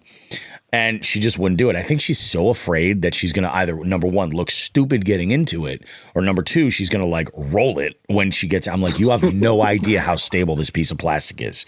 No idea. Yeah. You're fine. And my two daughters are the same thing. Like I ask them every time I'm going out, I was like, I'm going to go fish. You guys want to come? And they're like, nope. Yeah. But I think if I had the boat and it was the ability for them to just go and we could move to where the fish are, they'd be fine. You know, they'd probably absolutely love it. But that's freaking awesome. They just they also just love to hang out on the boat, right? Oh, for sure. Yeah. You know. I think that's a big part of it, dude. Well, congratulations, man. I think it's awesome. When you get, and it's ironic because I just shared a picture of my oldest daughter on the Jigs and Bigs Instagram. The first time I had ever taken her fishing, I think she was like 11, and we had gone out, and it was a terrible day. It was ridiculous. And she hooked into a boot. Like, you couldn't make this stuff up. And I was like, we're going to take a picture. You caught it. Let's go ahead and do this. And, I was just like, I tell everybody, I'm like, you take the family out, get out there and go for it. Now, does your better half also enjoy fishing? Or is that something you're still working on? She enjoys it, again, to be on the boat. Yep, and if we're out there messing around. But a couple times last year we went out in the evening. The kids kind of stayed around at the trailer. Yep. And we just went out for a half an hour evening thing. And she enjoys going out. And that's awesome. Going that. But again, like for her to be out there hours on end like I would be, it's not her. She's a go out for an hour and a half, and then let's go for a boat ride. And exactly. Yeah. That's kind of and that's how I think I'm going to try to ease my wife into it. Is hey, let's go out for a little cruise. We'll go on the river. It'll be nice. Yeah. We'll go on the river. We'll see what happens. I'm going to do some fishing. It'll be cool. You can have some cocktails on the boat. It'll be great. Yeah. And then I'm thinking that eventually, once she hooks into some fish of substance, I think she's going to catch the bug. I think. But who knows? Yeah. We'll cross that bridge when we get there. I love this, dude. Yeah. Let's get into the dark horse topic here. Let's talk like your short list of what are some of the best baits that you've just fallen head over heels in love with that you've received in your monthly box. Well, first off, probably the very first bait that I got was the that really I couldn't untie from a rod. It was on there constant. It was one of the motion fishing seekers. Oh, really? Okay, nice. A bladed jig. Yep. And again, up until me becoming or signing up with Dark Horse, previous to me being on the pro staff, I had never thrown a bladed jig. Oh, really? Okay. So yeah, and it was one of the first ones I got, and I kind of looked at it, I'm like, what is this? And again, I'm just getting back into the fishing heavily from, and again, I was kind of out of the scene, so I wasn't following it much. And I'm like, what is this? And I got thrown it and loved it. And again, I've literally got a rod dedicated to it. There's always one tied on that rod. That's now. That's awesome. And that was probably the first one. And again, I played around some of the different trailers that we've got. And actually I think the one I'm settled on now is it's the Snatch from the one that Dave Verkey caught his PB on. Yep, that's right. Yeah, I use that as a trailer on the Seekers, and I really like that setup. So, but again, I played with some straight tail worms and some paddle tails and stuff like that. But that was probably the first bait that I really dove into. Secondly, I'm trying to think, what have I got tied on there? Some of the crankbaits from, again, being a power fisherman. Yep. Going to that, it's some of the crankbaits from like Dock Masters and Robusto. Oh my God. That's something, man. Like I'm looking at these, I'm like, I don't even know if I want to throw this. Like, the paint job is just immaculate. Like the colors and the schemes and the way they paint them. I'm just, the attention to detail. Oh yeah. And I've caught some decent fish. That's another thing I want to work on this year. Some of the cranking. Yep. In some areas, but the crankbaits. And then again, going back to my roots, I started throwing a spinnerbait. Yeah. Like, dude. I was not a believer for a long time in throwing a spinnerbait, and things have changed over the last couple of years. Once I started to kind of like take note and pay attention to like, this is the time to throw it. This is the way to throw it. Maybe I've even changed the combo that I throw a spinnerbait on most of the time. Because I feel like it's a better fit for what I'm doing. What did you think, just out of curiosity off topic, what did you think of that, the Martin's Customs spinnerbait that came in, the knee knocker? Oh, yeah, I do like that one. Right? I haven't had much of a chance to throw it just because of my season up here.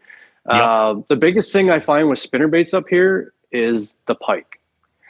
And right?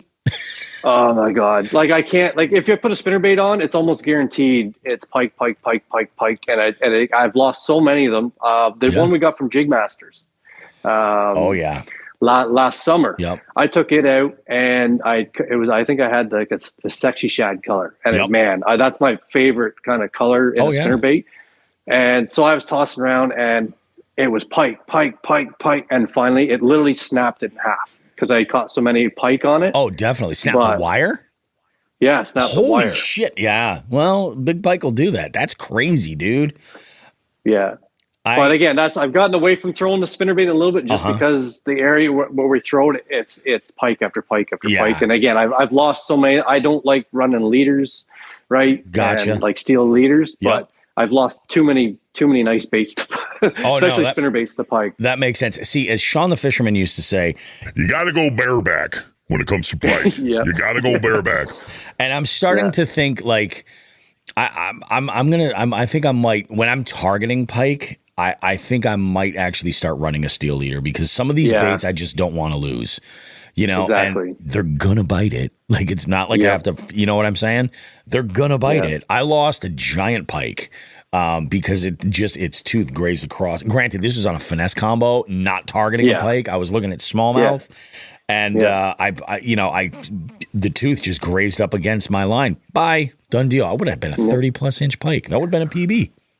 Damn it. So, and then you go into a situation where like when I go ice fishing, I'm typically going for panfish and I'm using like 4 pound test on a ultralight rod. And I've pulled up, 24-inch pike on a jig that's, and no problem. But then you go out there and you're tossing a spinnerbait on 15 pound fluoro and snap. Like, it's just, they break you off, man. It is exhilarating to catch those big toothy fish. Like, it really is. A lot of people think freshwater fishing, like, these species are, what are you going to catch? Some trout, some bass, some panfish. But like some of those, you lay into like even a moderate sized bowfin or, a large pike or a giant pickerel, and it's going to take you for a ride. It's so much fun. Dude, I have been really into like BFS fishing, and it's so funny you mentioned the 4 pound test. That's what I'm throwing. I have 10 pound braid to a 4 pound fluorocarbon leader that I've been throwing, and it has just gotten rocked. But yesterday, I caught my PB pickerel. It was like a 22 3/4. It was a big pickerel. Hooked into a tiny little 3/32 ounce micro jig. And just, when he was in the net, he was able to just wrap that leader right around him and break it off. Took the jig out, retied it. it was unbelievable. And and then what was it on Saturday? I broke my brown trout PB with a similar bait, 24-inch freaking brown trout. It was absolutely out of this world. So now, do you lean more toward, if you had to, let's say the bite's tough, are you going to downsize or are you going to upsize? Me, lately it's been downsizing. Yep. I've been going down to those, like the micro jig, that kind of stuff, the small jigs. I've got some smaller compact little spinner baits, that kind of stuff. Even the soft plastics, I find myself, I'll go down to, smaller stuff like that. This year I've started throwing, last year started throwing the drop shot again. I've tried larger side on the smaller side. I'll go to that. But yeah, definitely I'll typically downsize and go up. Yeah. And, I think that's kind of a trend for me too. I have been, I for a while, I was really kind of like, I want to try this big swim bait fishing. I lean toward like big wake baits. But there's a time and a place for those. And those are some of the most fun fish to catch. Like catching a big fish on like the BBZ rat is just amazing, or the Bruce Gillis. Like it's one of the heaviest baits I've got. But I still like I'll still have a 6 or even an 8-inch mag draft that I'll bring with me, and I'll give it its due. But if it doesn't get bit, I'm not going to stay married to it. I generally find I'm going to downsize if I have to, and I've been having much more results.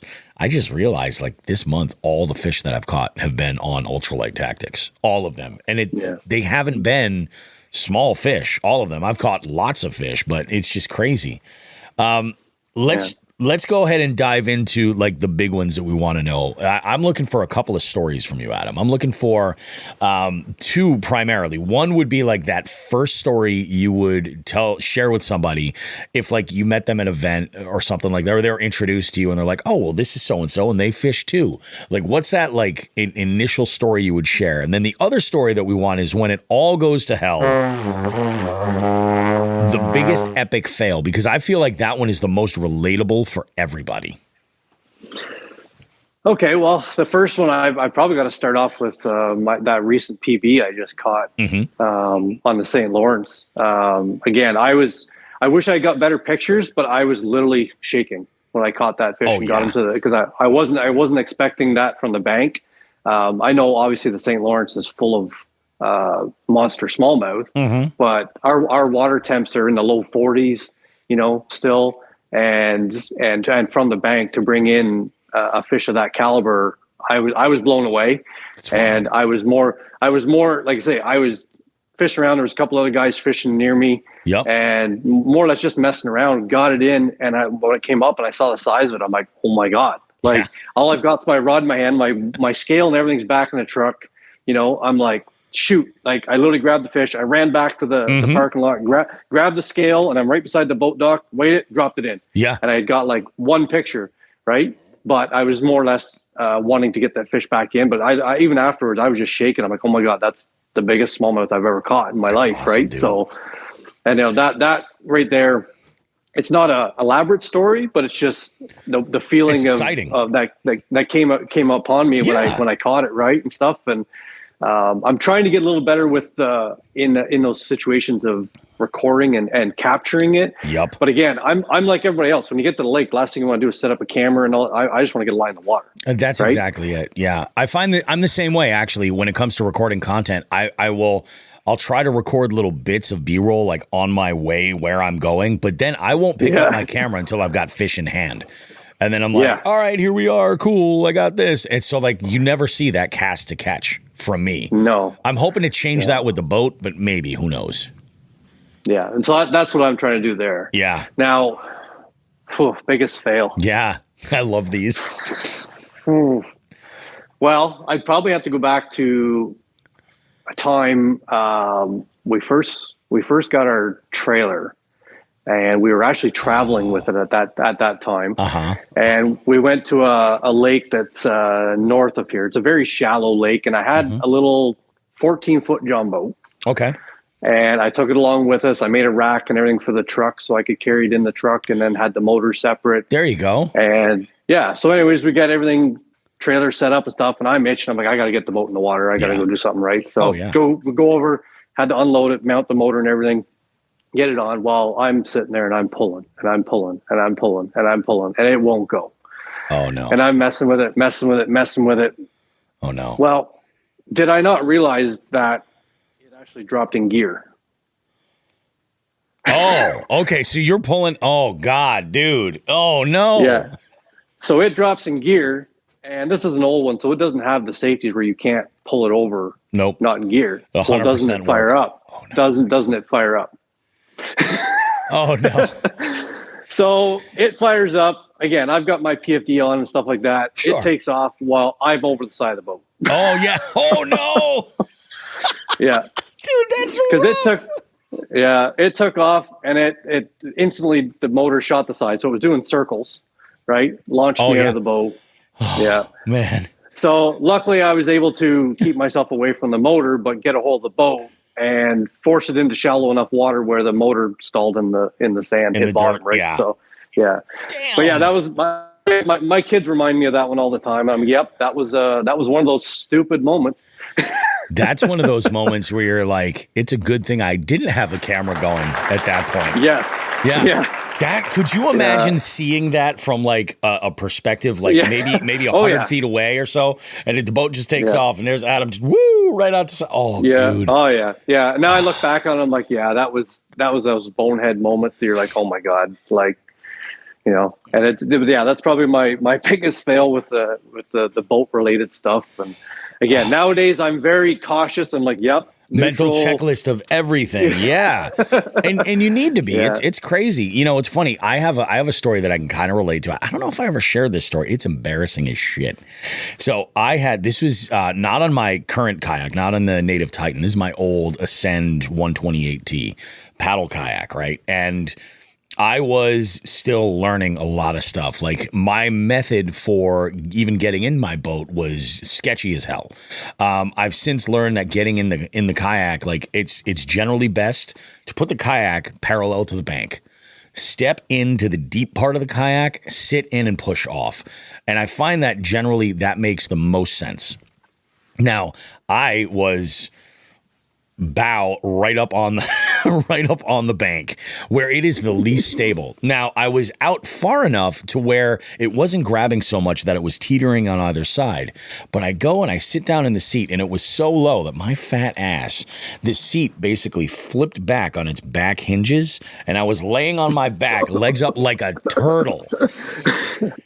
And I look back, and I happen to have, because there's two rod holders right behind the seat that are angled toward the back. And I look over, and I've got a BBZ rat with those giant treble hooks right in front of my face. I can't believe I didn't get hooked. Like, in my shoulder or anything, nothing. I was like, holy shit. And I'm trying to like flip myself up, but I also don't want to move too much where I dump anything and then again get like hooks in the face or whatever. So I'm sitting there and I'm like, son of a bitch. I reach into my pocket, I grab my phone, I call my buddy, and I was like, he didn't live too far from that spot. And I was like, hey, dude, can you come and help your boy out? And he was like, yeah, sure. Well, wouldn't you know it, right after I get off the phone, a hiker comes by the launch, and they're just like, hey, you all right? And I'm like, absolutely not. I go, can you do me a favor? Just grab the bow of this boat from that handle, pull it up on shore so it won't move. And I go, I got a rope to throw. And I happen to be able to reach this from behind me. I throw it to him, and he's like, all right, cool, I'm going to pull. And I don't think he realized how heavy I am. And he got a little workout. He got a little workout trying to upright this fat ass turtle. And I'm never going to live that down. I took the boat out of the water. I'm like, I'm not fishing today. Fuck this. I'm done. Yeah. Oh my God. So yeah, we can relate on the failures on that. Adam, this was fantastic. I appreciate you coming on the show, telling us all this great stuff, and sharing your story with us. If you could, do me a favor and let people know where they can follow you on social media and everything. And I believe, do you have a promo code for Dark Horse or an affiliate link? Yeah, I've got a promo code. So first off, my the main I basically use Instagram for most of my stuff. It's just Adam Findlay Fishing. I'm on Facebook as well. Same handle, Adam Findlay Fishing. Yep. I recently started, I'm going to try and start posting some of my videos that I do for Dark Horse stuff to YouTube as well. There you go. I'm going to dabble with it a little bit. I'm still trying to work on that. Trying to figure out how to grow the following for Dark Horse as well and myself. Playing with the algorithm. But yeah, so it's same thing on YouTube. It's Adam Findlay Fishing. Right now, I think there's one video on there. I just literally started the other day. It's a start though, it's what it's all about. Yeah. Yeah. And again, I'm starting to get myself trying. I'm looking at these action cameras. I've been talking to people, the best. I've got a real cheap one, but it doesn't work well. So I want to try and even just a chesty with some simple, if I go out, I throw it on and record some stuff and see what I get. Definitely. And I'll probably put them to the YouTube and to the Instagram, that kind of thing, and help with some content for Dark Horse. Now, for Dark Horse, my promo code is AFIN5, which will save you $5 off any purchase over $30, like a monthly box, a BYOB box, or just the bait shop. You spend more than $30, you use the code, you're going to save $5 off using that code. So yeah. So and again, I'm happy to be on the pro staff with Dark Horse. It's been a great experience meeting yourself and other guys that are affiliated with Dark Horse. And absolutely, man. Josh and Zach over there are great guys, and and then I'm trying to just do what I can up here in the northern part of the country and see if we can get some more more Canadians involved. So. Hell yeah, dude. I love it. And, you know, I mean it. Like, the day is going to come where I will have the ability to get out there and fish with everybody that I want to. And I'd love to just do it in one big send. Like, take, you know, 2 months and just go an 8-week trip and just go all over the country, all over the continent, and you know, just have at it. So we'll make that happen, Adam. I think so. In fact, I am toying around with some dates to go up to the Alexandria Bay area of the St. Lawrence River with Chris and Christina from A Bay Lures. Which I don't know. Have you gotten your new box yet? Not yet. I did do the baits, check them out. But I haven't got it yet. I got a notification this morning that it's out for delivery, and I cannot wait because there is a square bill from eBay in this box that is going to. It's beautiful, and I can't wait to throw this sucker. I've got my square bill combo ready, and I just got to tie this on, and we're gonna let it rip. Or we're going to catch some big pre-spawn fish here in Western Massachusetts. I love it. Adam, appreciate you, dude. Yep. Yeah, no worries. Thanks for letting me come on, Bobby. And appreciate it. It's been fun. Do me a favor, man. If you have a picture of you holding one of two pictures, either a picture of you holding a tank or actually going over the back of the boat when it launched you out of there, send me, because I want to make one of those the cover art for this episode for sure. Yeah, no worries. Yeah, I'll send you something over. I love it, dude. You have a great one, all right? Have yourselves a good one. Yeah, you too, Bobby. Take care, buddy. Guys. Yep. Bye-bye. Bye now.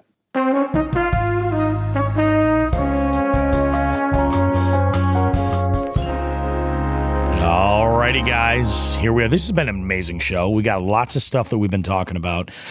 Joe and I had a little pre-production meeting right before this, and I realized I had no idea where that comment was going about other gear.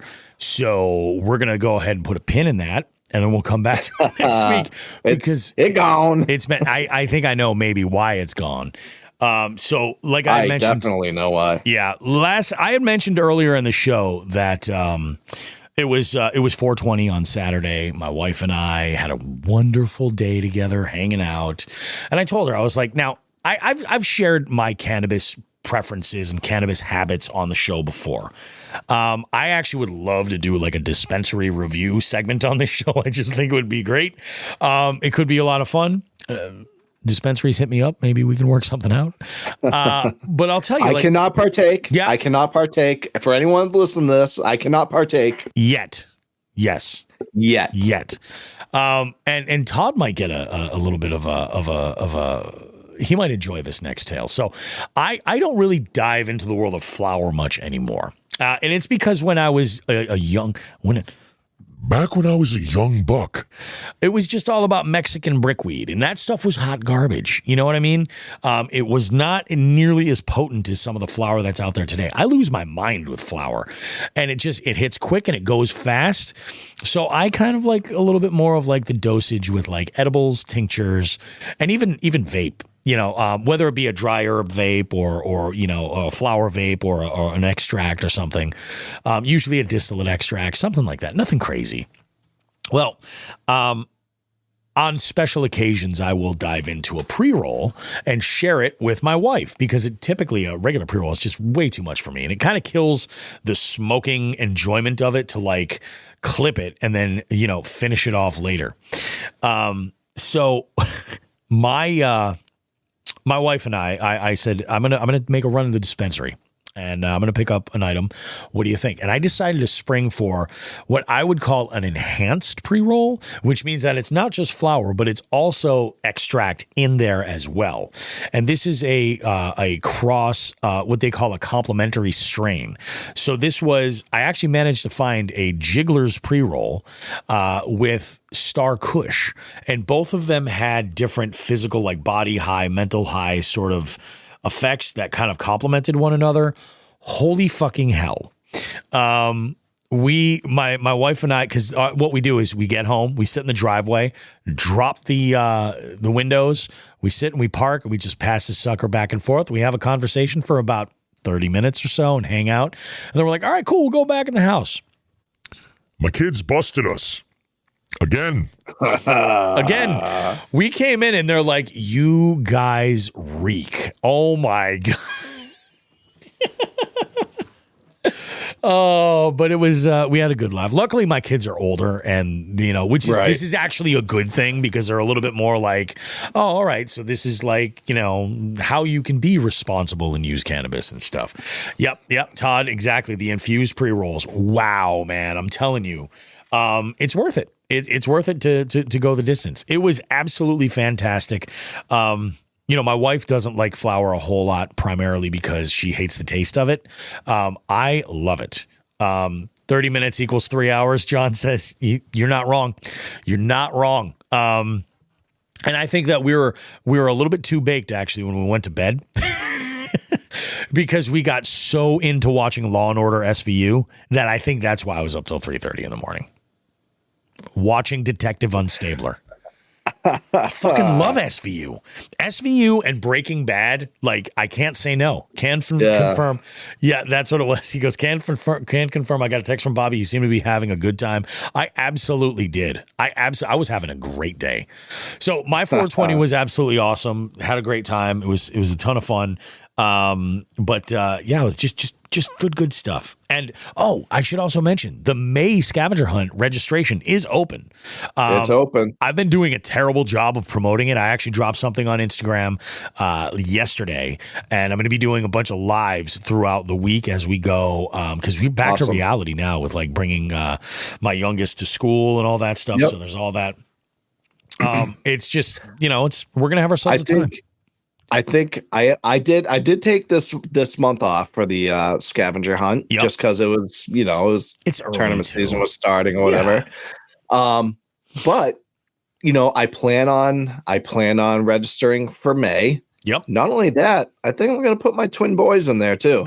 Oh, dude, do it, man. Yeah, I think put the twins in there. I think the kids they're just loving it. Like I know Brody's loving it. I mean, he's in the ballpark. He's 5 or 6 points already, which is like, dude, I get texts from his mom on occasion. That's awesome. I love that stuff. I love that stuff. And like I said, it's so funny. I don't get stressed out. Like I get stressed out as far as like, I got to make plans. I got to find time to get at that body of water that has that species. Sure. If I don't catch them, who gives a shit? You know what I mean? Right.